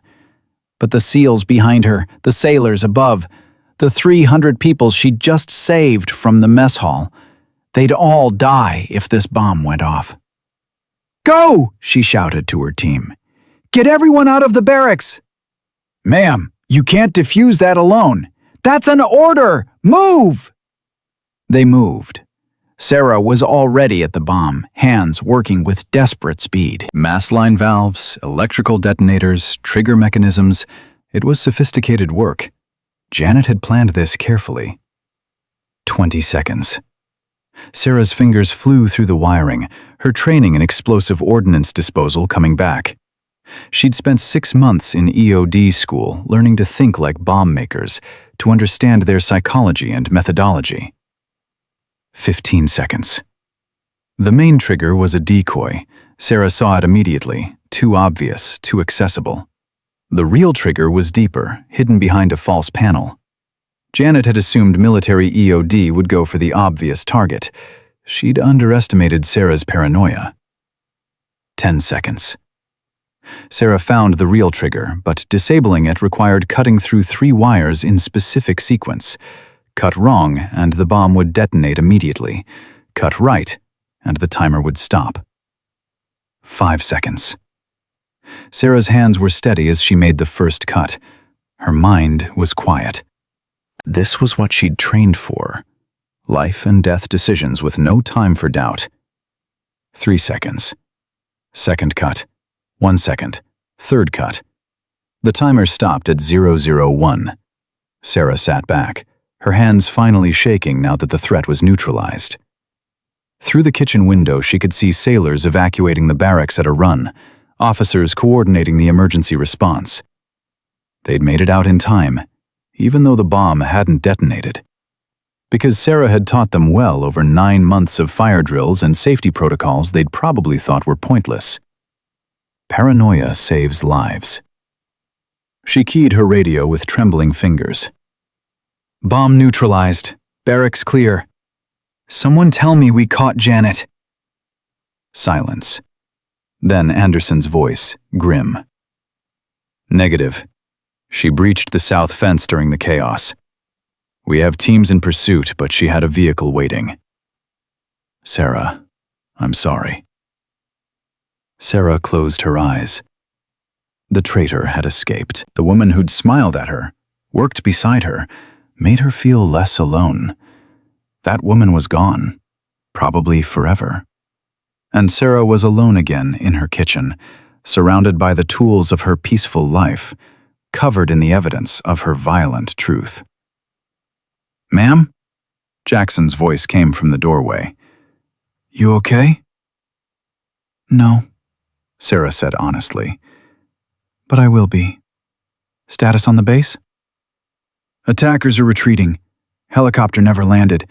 Commander Anderson had F-18 scrambles to intercept. Most of the assault team is either captured or neutralized. You were right about the tactics. We turned their pincer movement into a trap. It's over. It's not over until we find Janet and whoever she's working for." Sarah stood, her body aching from wounds she'd ignored during the fighting. "But that's a problem for tomorrow. Right now, we need to take care of our people." She walked out of the kitchen, leaving behind the bomb that almost killed hundreds. In the corridor, medical teams were setting up triage stations. Wounded sailors were being treated. Officers were coordinating damage control, and everyone stopped to stare as Sarah walked past. Not because she was covered in blood and dust, not because she'd just saved the base twice in one day, but because they finally saw her. The cook, the warrior, the woman who'd been invisible for 9 months and had become a legend in 9 hours. Commander Anderson approached, his expression unreadable. Lieutenant Chen, we need to debrief. There are questions about your presence here, your background, your actions today. I know, sir. I'm ready to answer them.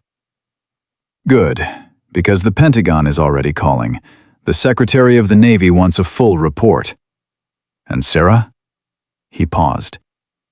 Whatever happens with the investigation into your employment here, I want you to know that you saved this base today. You saved lives that would have been lost without you. I was just doing my job, sir. Which job? Cook or SEAL? Sarah looked around at the controlled chaos, at the sailors being treated and comforted, at the base slowly recovering from an attack that should have been catastrophic. Both, sir. Turns out I'm pretty good at both. A medic approached, trying to convince Sarah to get her wounds treated. She waved them off, but Jackson intervened. Ma'am, with respect, you're bleeding in 3 places and you probably have a concussion. You've done enough for one day. Let us take care of you for once. Sarah wanted to argue, but the adrenaline was fading, replaced by exhaustion so profound she could barely stand. Her shoulder throbbed where the bullet had grazed it. Her hands were shaking uncontrollably now. Okay, she whispered. Okay. They led her to a medical station where Captain Rodriguez, no relation to Seaman Rodriguez, began treating her wounds with professional efficiency. As he worked, Sarah's mind wouldn't stop racing. Janet's betrayal, the mole operation, the coordinated attacks on multiple bases. This was bigger than one woman's vendetta. Captain, I need you to do something for me, Sarah said quietly. Ma'am, you need to rest. I need you to check every person injured today for tracking devices or foreign objects, subcutaneous implants, anything that shouldn't be there. Rodriguez looked confused. Why would? Because if this was about gathering intelligence, they might have tried to plant surveillance tech on personnel. Please, just check. Rodriguez must have seen something in her eyes, because he nodded and passed the request to his staff. Within minutes, they'd found it, a tiny electronic device implanted in the shoulder of one of the wounded attackers they'd captured. What is it? Rodriguez asked. Sarah studied the device, her blood running cold as she recognized the technology. It's a beacon. They're tracking this person. Why would they track their own operative? Because he's not supposed to be captured alive. Sarah grabbed her radio. Commander Anderson, we need to evacuate the medical area immediately. The captured attackers are tracking beacons for... The missile struck the building with devastating force. Sarah was thrown backward, her ears ringing, the world spinning. Through the smoke and chaos, she could see the medical area where she'd been sitting seconds ago was now a crater. Captain Rodriguez was gone. The medics were gone. If she'd stayed there for treatment, she'd be dead. No, Sarah whispered, staggering to her feet. No, no, no. Jackson was pulling her away from the destruction, but she fought him. There are people in there. We have to... Sarah, it's gone, Jackson shouted over the alarms. They're gone. You can't save them. But Sarah had spent 15 years saving people. She couldn't just accept that she'd failed. She pulled free from Jackson and started toward the rubble, driven by instinct and guilt, and the desperate need to do something. Lieutenant Chen, stand down! Anderson's voice was sharp. That's an order! Sarah stopped, her body finally obeying, even though her heart was screaming to keep going. She stood there, watching the flames consume the medical station, knowing that good people had just died because she hadn't figured out the tracking device quickly enough. This is my fault, she said numbly. No, it's theirs. Anderson's voice was hard. Whoever launched that missile, whoever planned this attack, whoever recruited Janet, this is on them, not you. But Sarah knew better. She'd been a SEAL instructor for 15 years. She'd taught thousands of operators to think tactically, to anticipate the enemy, to stay 3 steps ahead. Today, she'd been reactive instead of proactive. People had died because she wasn't fast enough. "How many casualties?" she asked quietly. Anderson hesitated. 14 confirmed dead, another 20 wounded. 14 lives, 14 families who'd get notifications, 14 funerals, 14 failures that Sarah would carry with her forever. "I need to see the bodies," she said. "Sarah, you don't—" "I need to see them, sir. I need to know who I failed." Anderson must have understood because he nodded and led her to where the casualties were being processed. Sarah walked past each body, memorizing faces, learning names from their dog tags. These weren't statistics. They were people who'd trusted that the base was safe, that their leaders would protect them. She'd let them down. One of the bodies made her stop. Seaman Rodriguez, the young woman who'd complimented her cooking yesterday morning, who'd said her food had love in it, who'd thanked her for saving lives just hours ago. Now dead, because Sarah hadn't been smart enough to predict a missile strike. "Ma'am, you should rest," Jackson said gently, appearing beside her. "I can't rest. Not while Janet is still out there. Not while whoever planned this is still operational." Sarah's voice was hollow. "I'm going to find them, all of them, and I'm going to make sure this never happens again." "You can't do that alone." "Then help me." Jackson looked at her for a long moment, then nodded. "Always, ma'am. But first, you need medical attention, real medical attention. You've lost blood, you're running on adrenaline, and you're about 30 seconds from collapse. Let us patch you up, then we hunt." Sarah wanted to argue, but her legs chose that moment to give out. Jackson caught her, lowering her to the ground as medics rushed over. "Stubborn," Jackson muttered. "Determined," Sarah corrected, her vision starting to fade. "There's a difference." "Tell me the difference when you wake up, ma'am." Darkness was pulling her under. Sarah fought it, but her body had finally reached its limits. The last thing she saw before unconsciousness took her was the smoke rising from the destroyed medical station, carrying the souls of 14 people she couldn't save. But she'd saved hundreds. That had to count for something. It had to. Sarah woke to the smell of disinfectant and the steady beep of medical monitors. Her entire body ached like she'd been hit by a truck. Maybe she had been. The memories of the attack were fragmented, chaotic. "Welcome back, ma'am." Jackson sat beside her bed, looking exhausted but alert. His shoulder was properly bandaged now, his uniform replaced with medical scrubs. "How long?" Sarah's voice came out as a croak. 8 hours. You crashed hard. Doctor said you had blood loss, dehydration, 3 cracked ribs, and enough adrenaline in your system to power a small city. Jackson handed her water. You also kept mumbling about Janet and tracking devices in your sleep. Even unconscious, you're tactical. Sarah drank the water, her mind already racing despite her body's protests. Status report. Base is secure. All attackers neutralized or captured except for Janet. Damage is extensive but contained. 14 confirmed dead, 43 wounded. Jackson's voice went quiet. They're calling what you did heroic, ma'am. Commander Anderson has been fielding calls from the Pentagon all night. I failed those 14 people. You saved 317 in the mess hall. You stopped a bomb that would have killed hundreds more. You coordinated a defense that prevented total base compromise. Jackson leaned forward. Ma'am, with respect, you don't get to claim the failures without accepting the victories. That's not how this works. Sarah wanted to argue, but a knock on the door interrupted them. Commander Anderson entered, followed by 2 men in civilian clothes who radiated federal authority. Lieutenant Chen, glad you're awake, Anderson said. These are Special Agents Morrison and Keating from NCIS. They need to speak with you about the attack.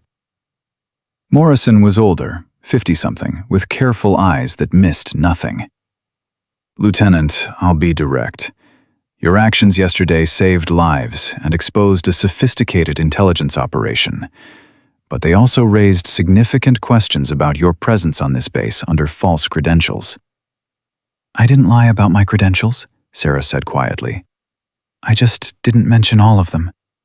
The application asked about culinary experience. I have culinary experience.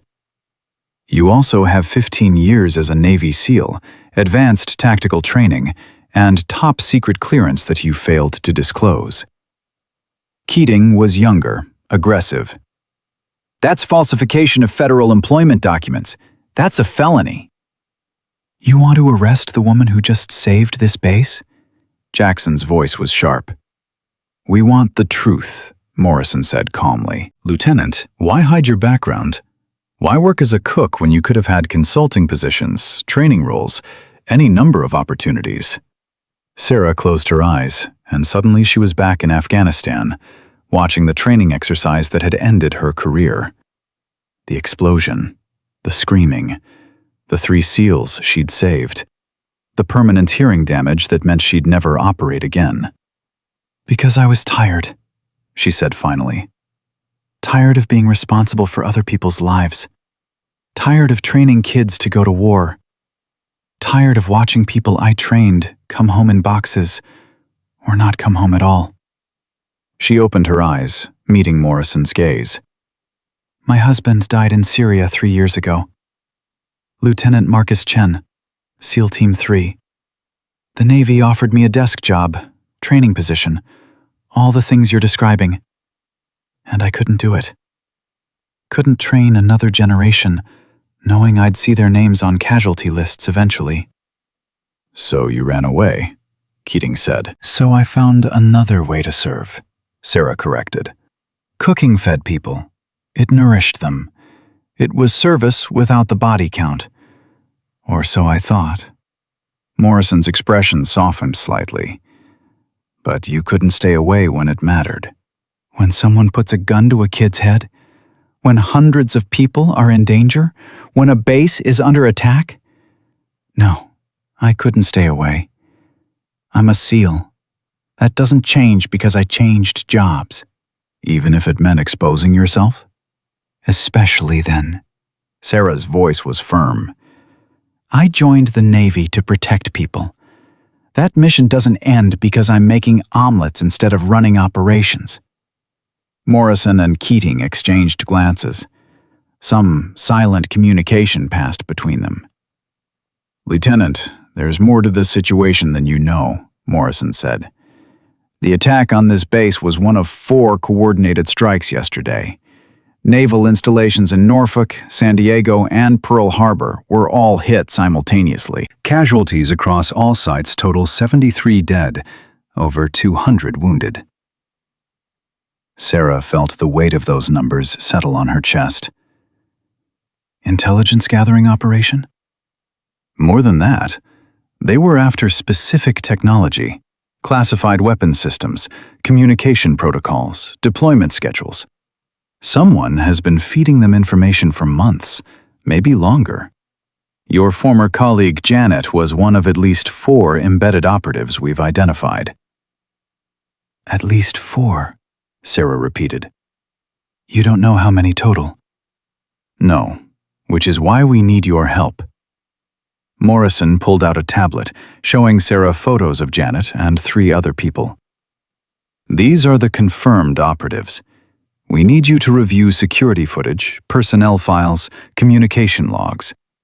Your tactical expertise and your time on this base make you uniquely qualified to spot patterns we might miss. You want me to hunt moles? We want you to help us stop this before more people die. Keating's aggressive tone had softened. Lieutenant, you're right that we could prosecute you for the credential issues. But frankly, that would be stupid. You're a national asset, and right now we need assets more than we need bureaucratic wins. Sarah looked at Jackson, who nodded slightly, then back to the NCIS agents. What about my team? Miguel, the kitchen staff who helped me yesterday. Miguel Torres is being interviewed, but is not under suspicion, Morrison said. He's actually asking about you. Wanted to make sure you're okay. The kid seems to think you walk on water. Despite everything, Sarah smiled slightly. He's a good kid. Deserves better than being caught up in this mess. He's saved 3 people during the attack by following your emergency protocols, Anderson interjected. Got them to shelter, provided first aid, stayed calm. Said he learned it all from watching you during fire drills. You trained him without either of you realizing it. The words hit Sarah harder than she expected. She'd been so focused on hiding her past that she hadn't noticed her training bleeding through into everything she did. The paranoid fire drills, the emergency protocols, the way she'd taught Miguel to stay calm under pressure. She'd been teaching all along, just in a different classroom. I'll help you hunt moles, Sarah said.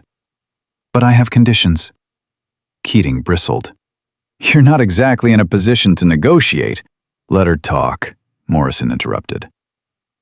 I want full access to all intelligence on the operation. Not summaries, not briefings, everything. I want authority to follow leads wherever they go, even if they point at people with stars on their shoulders. And I want immunity from Miguel and any other support staff who might have unknowingly been exposed to this operation. Sarah's voice was steel. Those are my terms. Morrison considered for a moment, then nodded. Done. But, Lieutenant, if we're giving you this access, you need to understand the stakes. This operation has penetrated deep into Navy infrastructure. We don't know who to trust.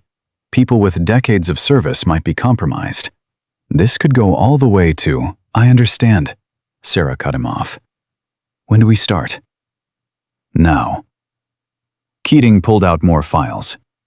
We've set up a secure workspace in the Base Intelligence Center. Your security clearance has been reactivated at the highest level. We need you to start reviewing footage from the past 6 months, looking for anything unusual. 6 months? Sarah sat up despite her body's protests. You think this has been going on that long? We think it's been going on longer. But 6 months ago, there was a spike in classified data access from this base. Someone started pulling files they shouldn't have access to. Sarah's mind was already working through the timeline. 6 months ago was when I started here. You think I'm connected to the timing? We think it's worth examining. Morrison's tone was neutral, but the implication was clear. They thought her arrival might have triggered something. Then let's examine it, Sarah said, swinging her legs off the bed. The room spun slightly, but she steadied herself. Jackson, you with me on this? Ma'am, I'm supposed to be on medical leave for my shoulder. That wasn't a question about your leave status, Petty Officer. Jackson grinned. Then, yes, ma'am. Absolutely with you. The intelligence center had been set up in a hardened bunker beneath the main administration building. Sarah had walked past the entrance hundreds of times without knowing what was below. Now she descended into a space filled with computer terminals, surveillance monitors, and 3 analysts who looked like they hadn't slept in days. Lieutenant Chen, welcome to the cave, one of them said, a young woman with tired eyes. I'm Analyst Webb. These are my colleagues, Chen, no relation I assume, and Rodriguez, also no relation. To Seaman Rodriguez? Sarah asked quietly. My cousin, Analyst Rodriguez said, his voice breaking slightly. She told me about you yesterday morning. Said the cook was the kindest person on base. Then she told me you saved her life in the mess hall. Then she— He couldn't finish. I'm sorry, Sarah said. She was brave and kind, and she deserved better than what happened. Rodriguez nodded, wiping his eyes. Let's make sure it means something. Let's catch these bastards. For the next 4 hours, Sarah reviewed surveillance footage with an intensity that made the analysts nervous. She watched herself arrive at the base 6 months ago, watched herself establish her routine, watched the daily rhythm of base life. And she watched for anomalies. There, she said, freezing a frame. that contractor. Third time he's accessed that sector this week. What's his clearance level? Webb checked. Maintenance contractor. Should only have access to mechanical spaces. But he's near the communications hub. 3 separate occasions.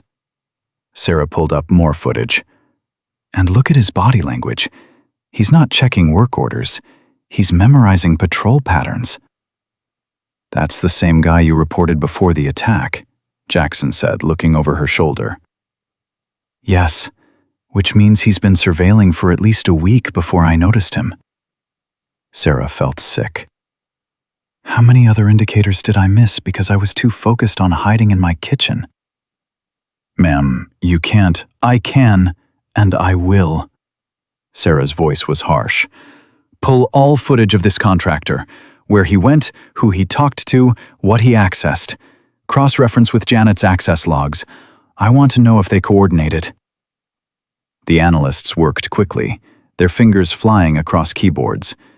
Within minutes, they had a timeline showing the contractor and Janet in proximity 7 different times over 6 months. They were working together from the start, Webb said. But they were careful. Never direct contact. Always in public areas where brief interactions wouldn't raise flags.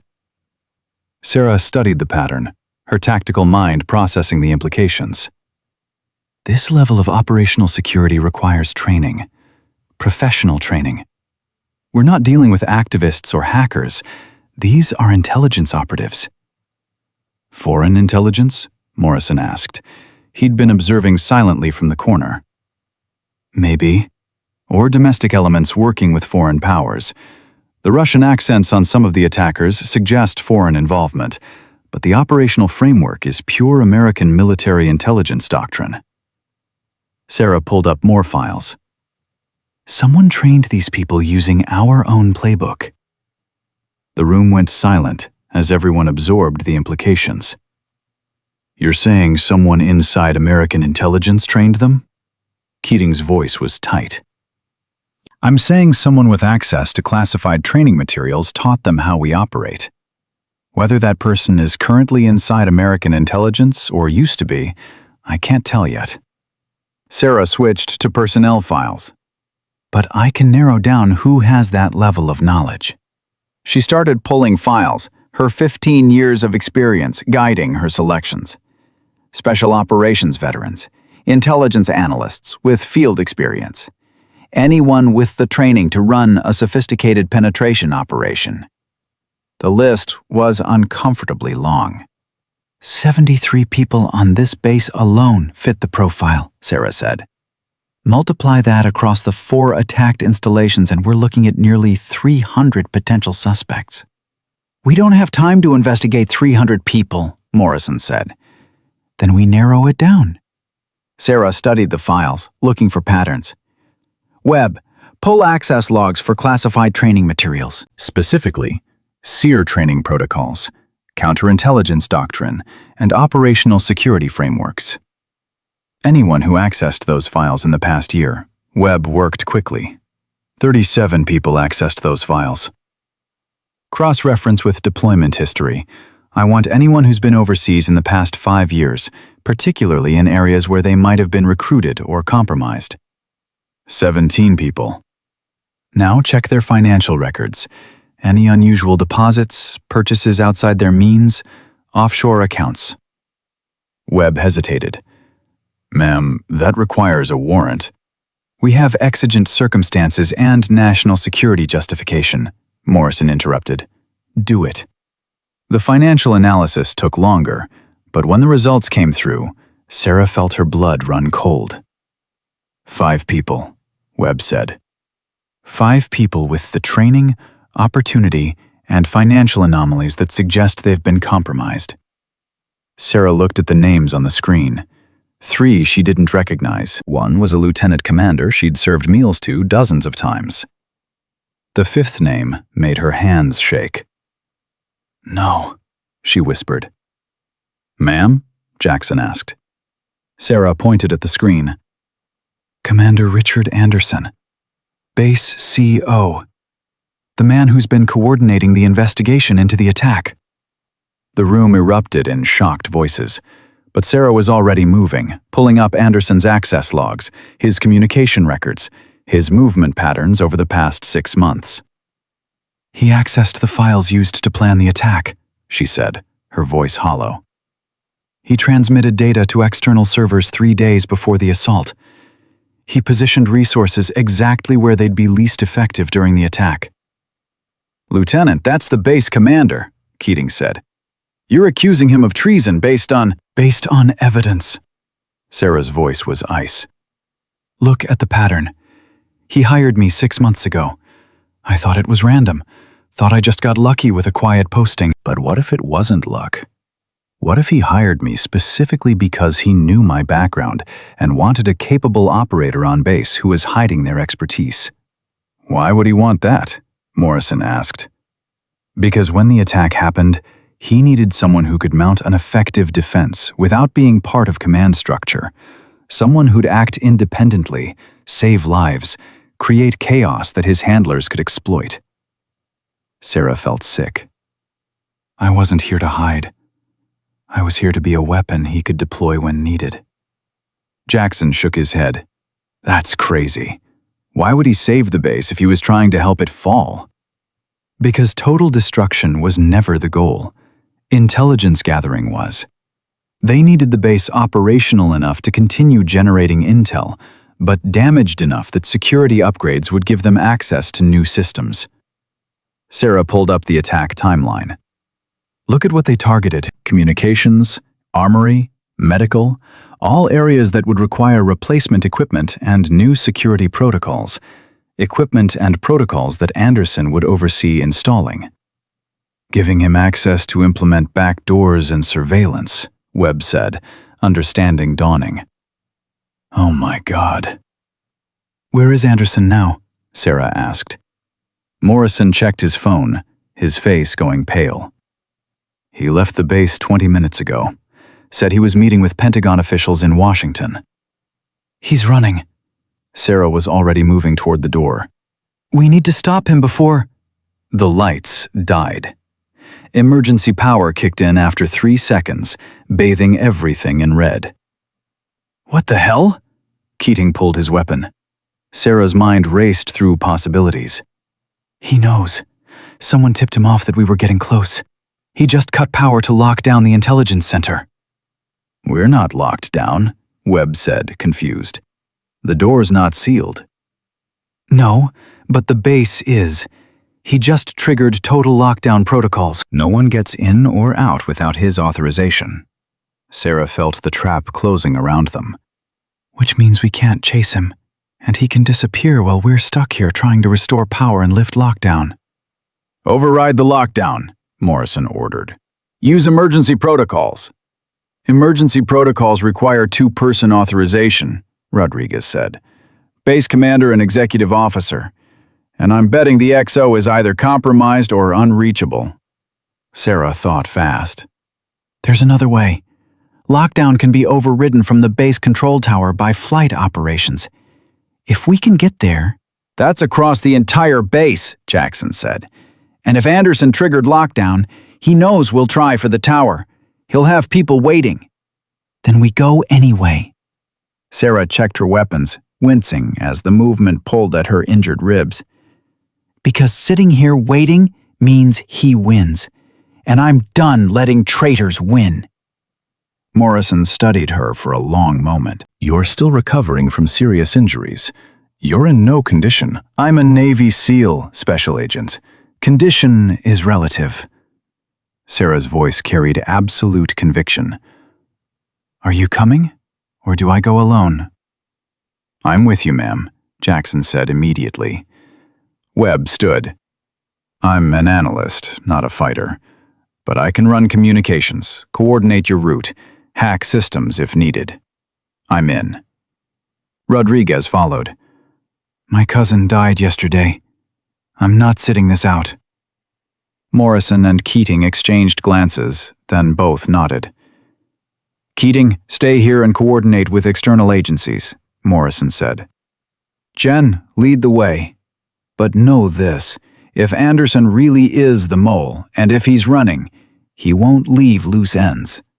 We could be walking into a kill zone. Then we better walk carefully, Sarah said.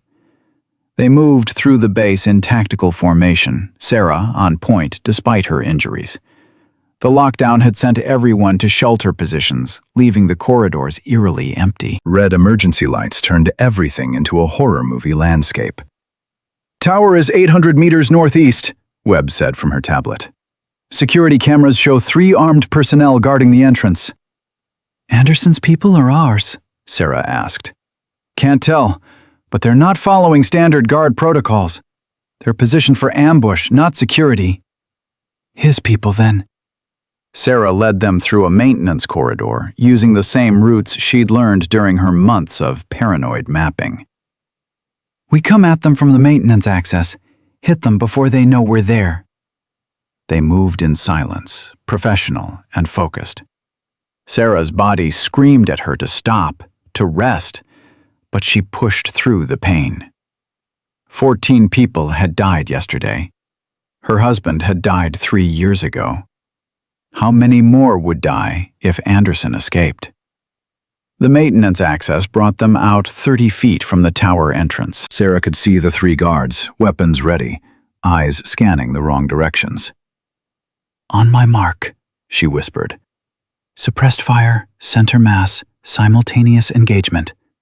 3, 2, 1, mark. 3 shots, 3 guards down.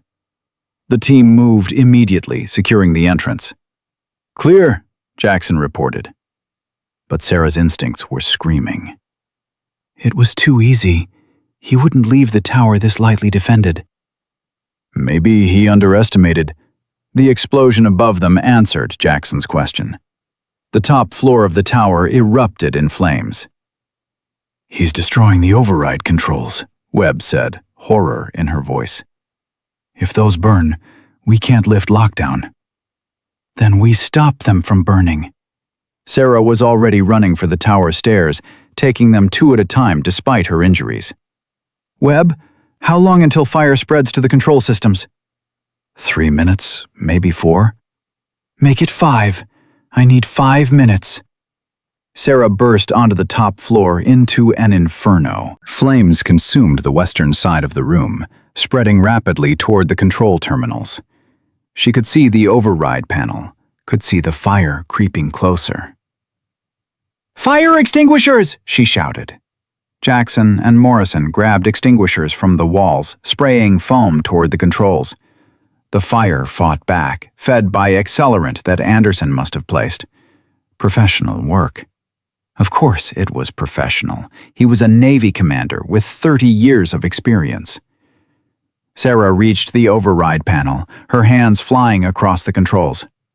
I need authorization codes. They're biometric, Webb said over the radio. Commander and XO thumbprints. Where's the XO? Medical leave, off base. We can't reach him in time. Sarah stared at the panel, at the thumbprint readers, at the flames getting closer. They'd come all this way, fought through everything, and they were going to fail because of a security protocol. There has to be another way, she said desperately. There isn't, Webb replied. I'm sorry, ma'am. We lost. Sarah looked at the flames, at her team fighting them, at the locked-down base below. Anderson was out there somewhere, free, probably laughing at how close they'd come and how thoroughly he'd beaten them. Then her eyes fell on the fire suppression system controls.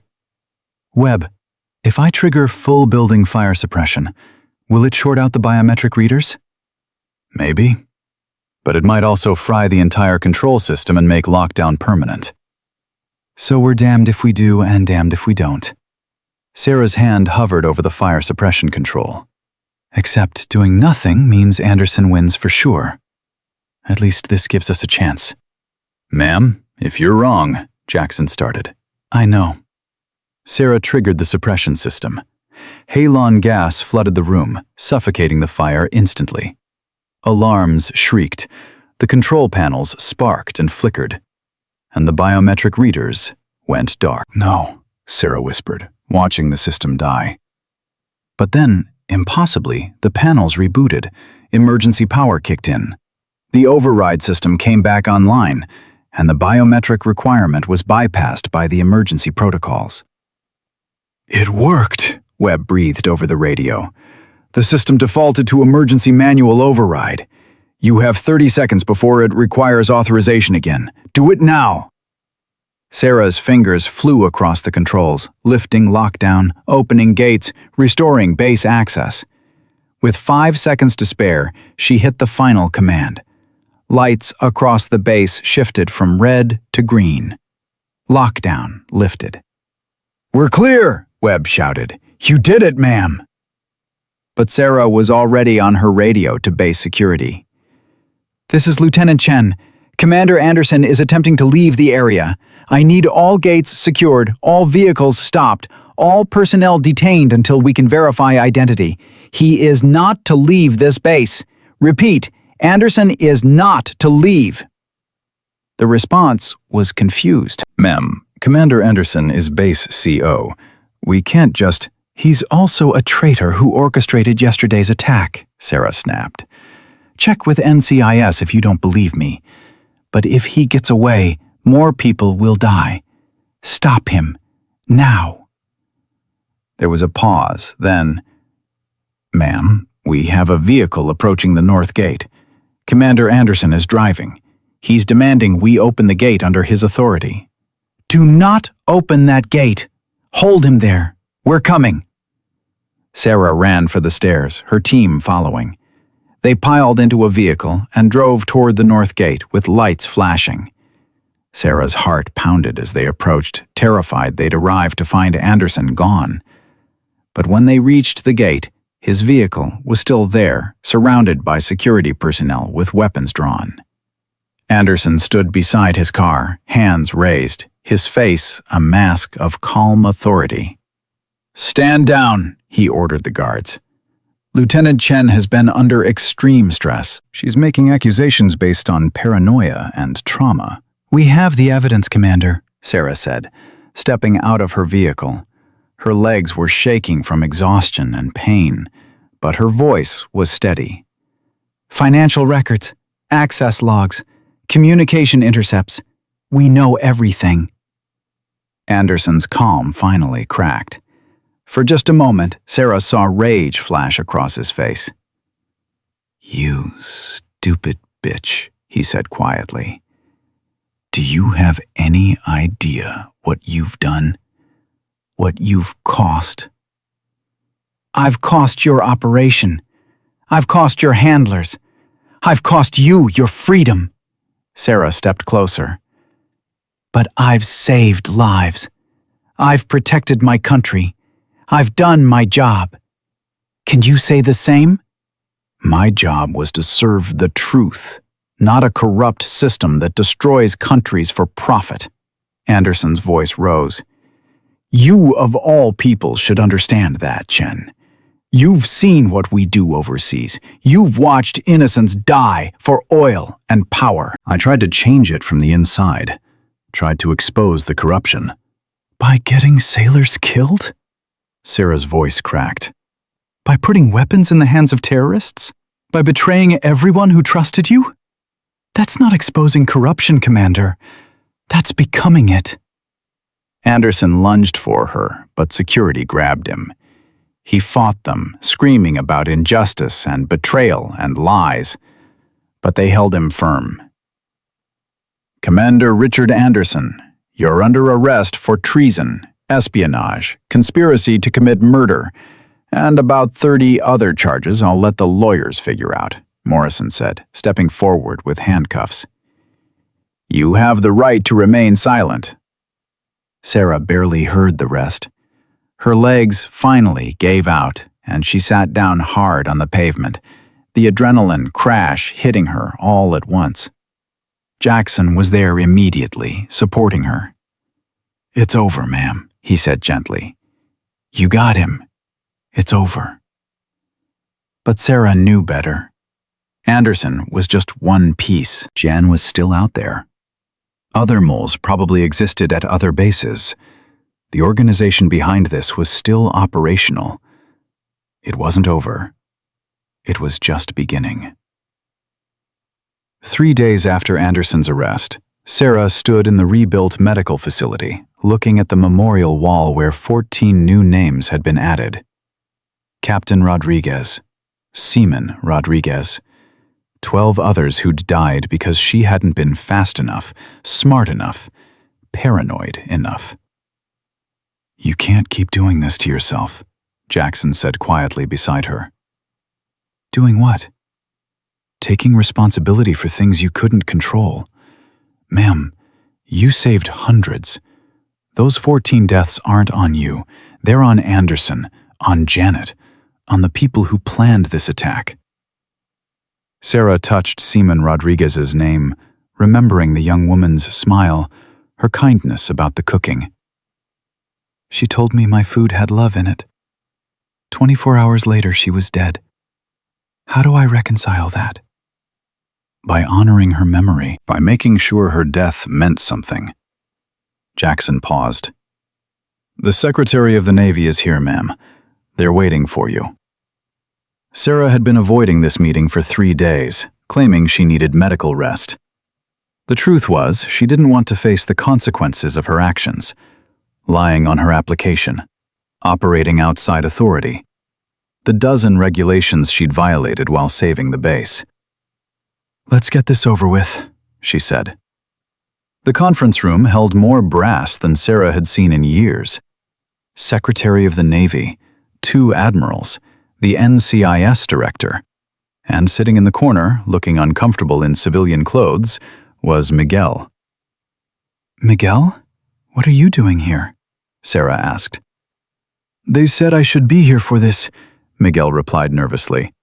"I don't really understand why." Secretary Harrison stood, his expression unreadable. "Lieutenant Chen, thank you for joining us. Please, sit." Sarah sat, her body tense. This was it. Court-martial. Dishonorable discharge, maybe even criminal charges for the false application. "Lieutenant, we've spent the past 3 days reviewing your actions during the attack on Naval Air Station Oceana," Harrison began. "We've also reviewed your service record, your reasons for leaving active duty, and your employment here under limited credentials." "Sir, I take full responsibility for falsifying—" "You didn't falsify anything," one of the admirals interrupted. "You answered the questions on the application truthfully. You just didn't volunteer information that wasn't requested. Technically, you violated the spirit of disclosure requirements, but not the letter." Sarah blinked. "Sir, I don't understand." "We're saying the Navy bears some responsibility here too," Harrison said.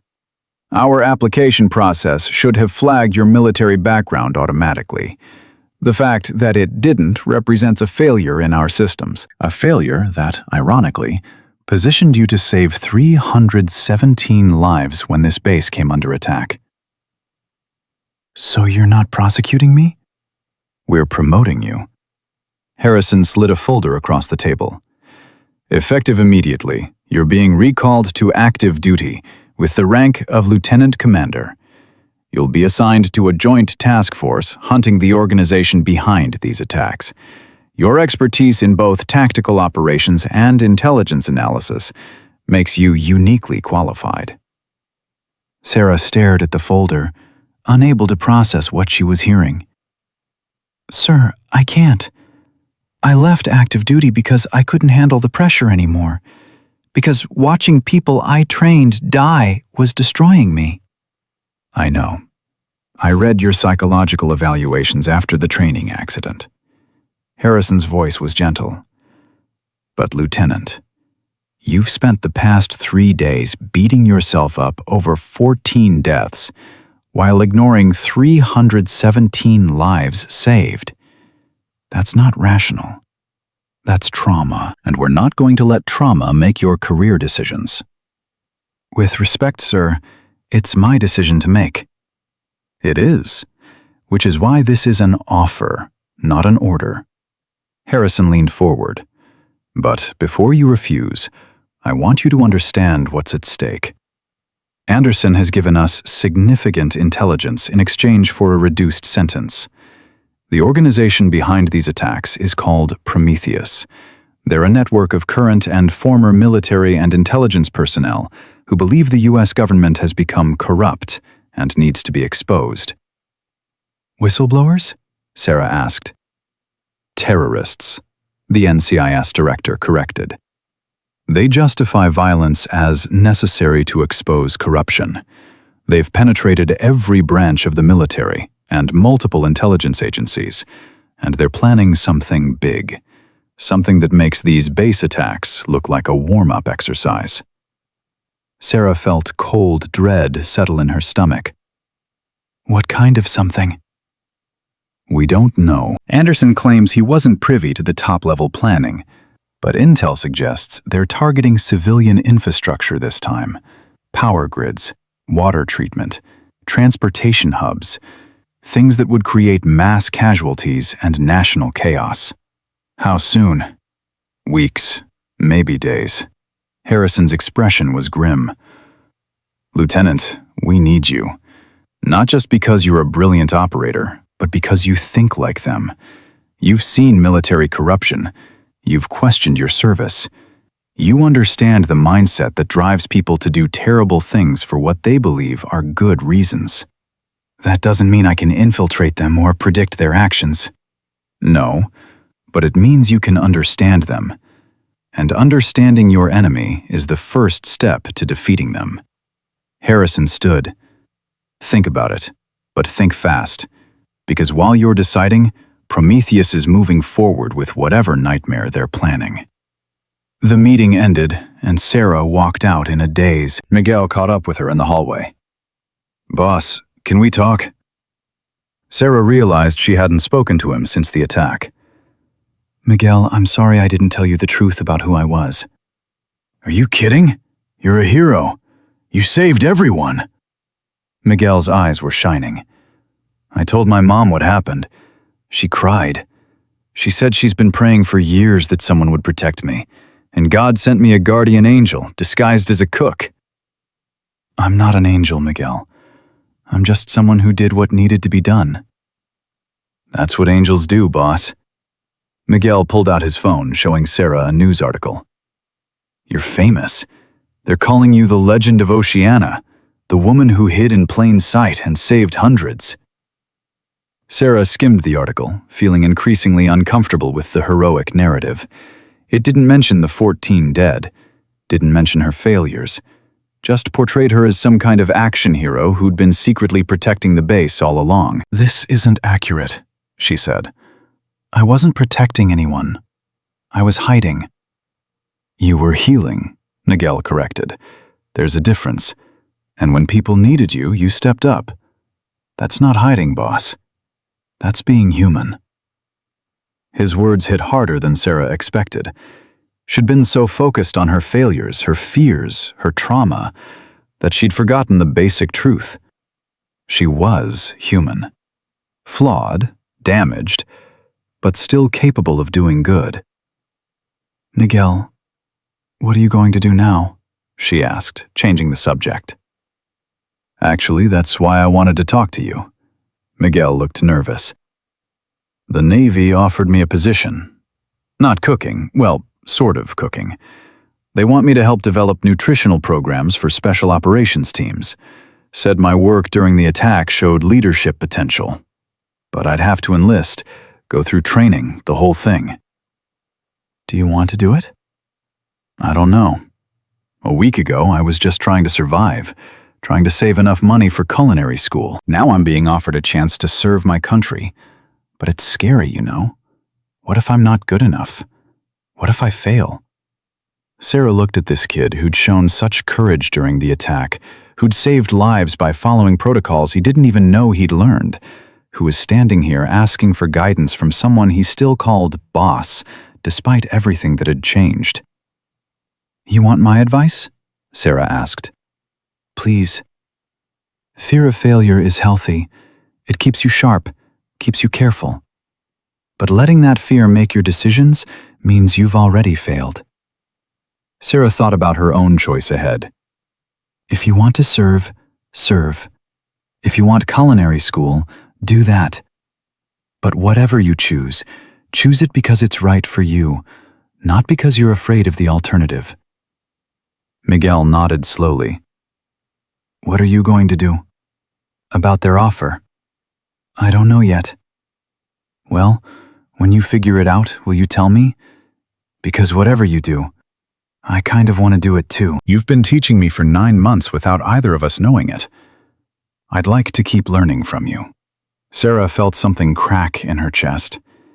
This young man, looking at her with trust and admiration, wanting to follow her path.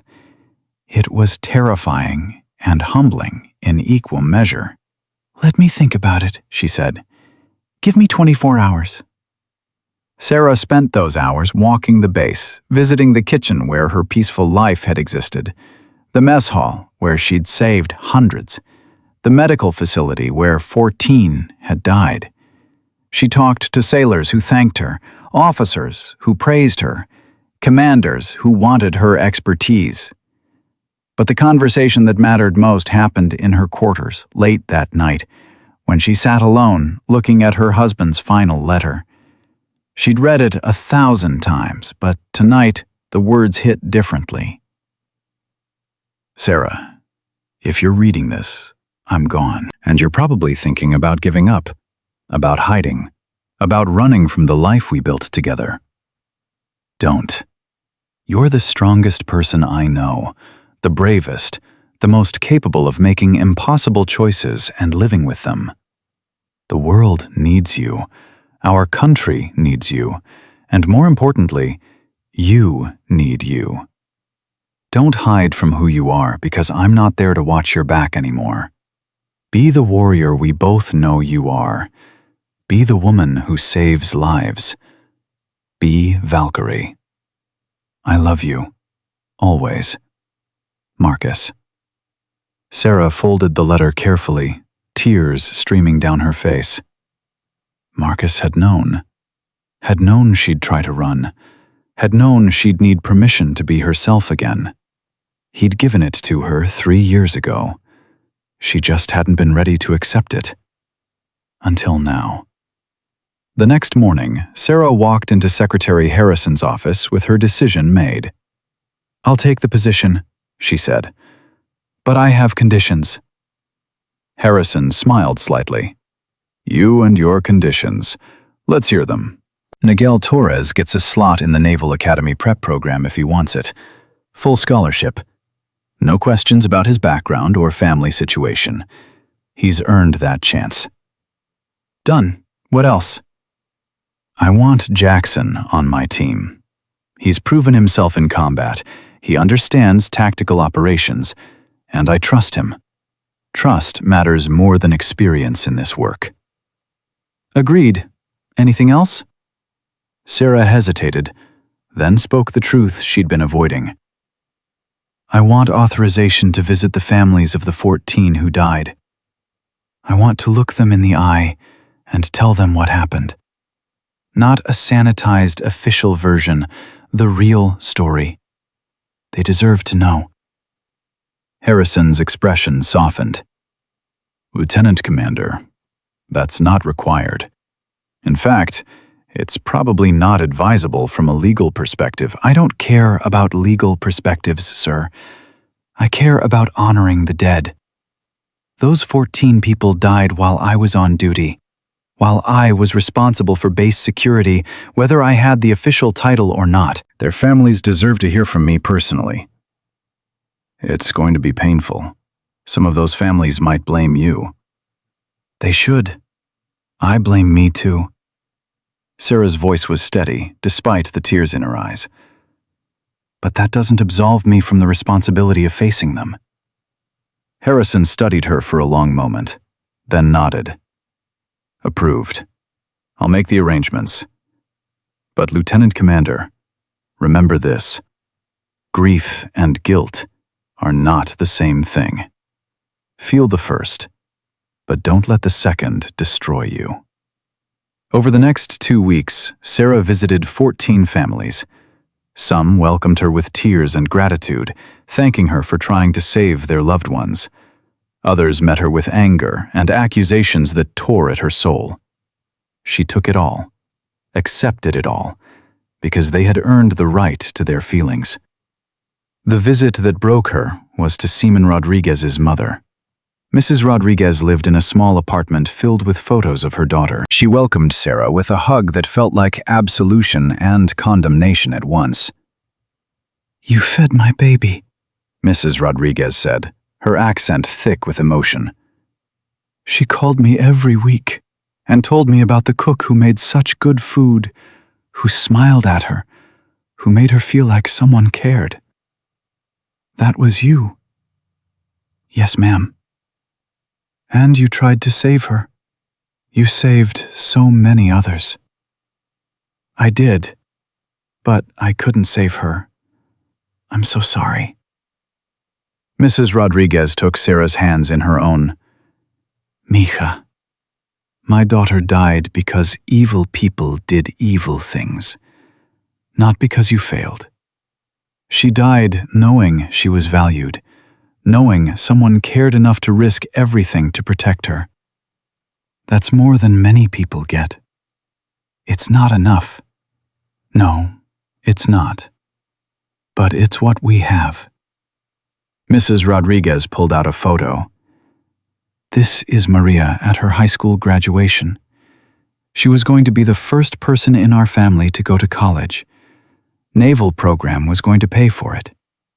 She had dreams, plans, a future." Sarah looked at the photo of a young woman full of hope and promise, now gone forever. "I will find the people responsible," Sarah said quietly. "I will make sure this never happens again to anyone else's daughter. I promise you that."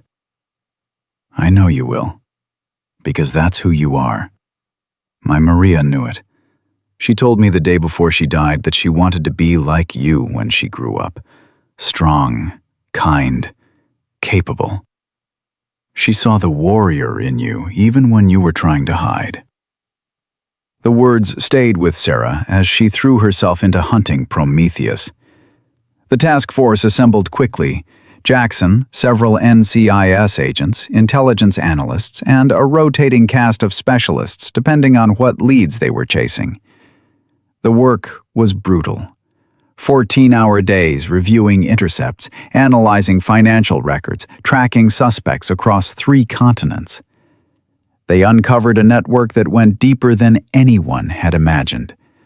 Prometheus had people in the Pentagon, CIA, NSA, and every branch of the military. Some were true believers in their cause. Others were being blackmailed or manipulated. But after 6 weeks of relentless investigation, they finally caught a break. "We've got communications intercepts pointing to a target date," Webb announced during a team briefing. 3 days from now. Location is still unclear, but the chatter suggests something massive. "What kind of target?" Sarah asked. "Best guess? The State of the Union address. President, Congress, Supreme Court justices, everyone in one place." Sarah felt her blood run cold. "That's not exposing corruption. That's decapitating the government." "Which might be their actual goal," Morrison said grimly. "Create enough chaos that the military has to step in, declare martial law, restructure the government. Prometheus positions themselves as the saviors who prevented total collapse." "That's a coup," Jackson said. "They're planning a goddamn coup."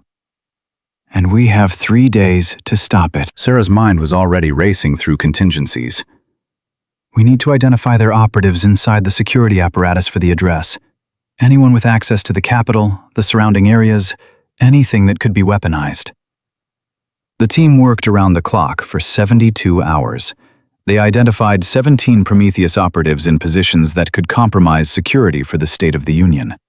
Secret Service agents, Capitol Police, military security details. even 2 members of Congress who'd been recruited to the cause. "We can't arrest them all without tipping off the leadership," Morrison said. "The second we move on one, the others will activate their backup plan." "Then we don't arrest them. We feed them false intelligence." Sarah pulled up a tactical map. "We make them think their operation is proceeding perfectly, while we quietly neutralize each piece. Then, when they try to activate, nothing works." "That's risky," Webb said. "If even one operative realizes what we're doing, then we improvise. That's what we do best." Sarah looked around at her team. 3 days ago, I was a cook trying to hide from my past. Now I'm here planning counterintelligence operations against domestic terrorists. Life's funny that way." Jackson smiled slightly. "You were never just a cook, ma'am." The operation went down during the State of the Union address. While the president spoke about unity and strength, Sarah's team executed simultaneous arrests of all 17 operatives. They moved with surgical precision, taking each target down before they could alert others or activate contingencies. The Prometheus leadership, watching remotely, believed their plan was proceeding until Secret Service agents appeared on their screens instead of their operatives. Within hours, the entire network was being rolled up across the country. Sarah watched the arrests from the Tactical Operations Center, feeling something she hadn't felt in years. Pride. Not in herself, but in the work, in the lives saved, in the difference made. "We got them," Jackson said, exhausted but triumphant. "We actually got them." "We got this cell," Sarah corrected. "But there will be others. There are always others." She thought about Anderson, about Janet, about the true believers who thought violence could fix a broken system. "The fight doesn't end. It just evolves." "Sounds like you're in this for the long haul." Sarah smiled tiredly. "Looks like it. Someone has to keep cooking and fighting. Might as well be me." 6 months later, Sarah stood in front of a cooking class at the Naval Academy, teaching midshipmen how to prepare nutritious meals on limited budgets with limited equipment. Miguel was in the front row, now officially enrolled in the Academy Prep program, following a path that would lead him to a commission. "Cooking is about more than feeding people," Sarah told the class. "It's about taking care of them, nourishing them, showing them they matter. Everything I learned as a SEAL applies to cooking, and everything I learned cooking applies to being a SEAL. Care, precision, attention to detail, understanding that small actions have big consequences." After class, Miguel approached her. "Boss, I heard you're getting another medal. Navy Cross, right?" "Politics," Sarah dismissed. "They needed a hero story after Prometheus. I was convenient." "You're more than convenient. You're the real deal." Miguel paused. "My mom wants to meet you, by the way. She keeps saying she needs to thank the woman who saved her son's life and taught him to stand up straight." "I didn't save your life. You saved other people's lives by being brave." "You taught me how, even when you were pretending to be just a cook." Miguel grinned. "Speaking of which, are you really opening a restaurant when you retire?" Sarah had announced her plan last week. After her mandatory 5 years in the task force, she'd retire and open a place where veterans could work, heal, and find purpose. A restaurant that served good food and second chances in equal measure. "I am. Going to need a head chef. Know anyone qualified?" "I might know someone, but he's got a few years of academy and service left before he's available." "I can wait. Good help is worth waiting for." They walked together across the academy grounds, a former SEAL instructor and her accidental student, both changed by a day when bullets shattered windows and revealed truths that couldn't stay hidden. Sarah thought about the journey that had brought her here, from warrior to cook, to warrior again, from hiding to being seen, from guilt to purpose. The scars remained, physical and emotional. The nightmares still came sometimes, But so did moments of peace, of connection, of meaning. She'd saved 317 lives in a mess hall, stopped a coup attempt, dismantled a terrorist network, trained a generation of SEALs, and was now training another in ways they didn't even recognize yet. And every morning, she still made breakfast. Because feeding people mattered. Because small acts of care accumulated into lives worth living. Because a cook could be a warrior, and a warrior could be a cook. And both roles deserved respect. Sarah Chen had spent 9 months being invisible, serving meals to people who never saw her. Then one gunshot had changed everything, revealing the woman behind the apron, the legend hiding in the kitchen. But the real truth was simpler. She'd always been there, always been both things at once, always been exactly who she needed to be in each moment. The attack hadn't changed her. It had just shown everyone else what Miguel and Janet and eventually 317 sailors learned that day. Some people contain multitudes. Some people can save your life while serving your breakfast. Some people are warriors who fight with weapons and with wooden spoons, who protect with bullets and with nourishment, who understand that every form of service matters. Sarah had tried to be just a cook. The world had needed her to be more. And she'd discovered that she could be everything at once. Flawed, damaged, powerful, gentle, deadly, nurturing, invisible, legendary. They'd mocked her as just the cook, until a gunshot silenced the whole base and proved that the most dangerous person in any room is often the one nobody's paying attention to, the one who's been watching and learning and preparing while everyone else looked right through them. Sarah Chen was a cook. Sarah Chen was a SEAL.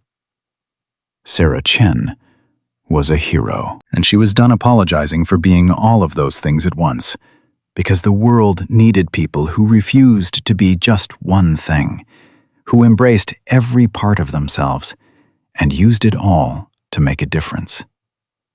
The legend of Oceana wasn't about a hidden warrior. It was about a woman who learned that hiding was just another form of fear, and that the bravest thing anyone can do is stand in their full truth, every complicated, contradictory, powerful piece of it.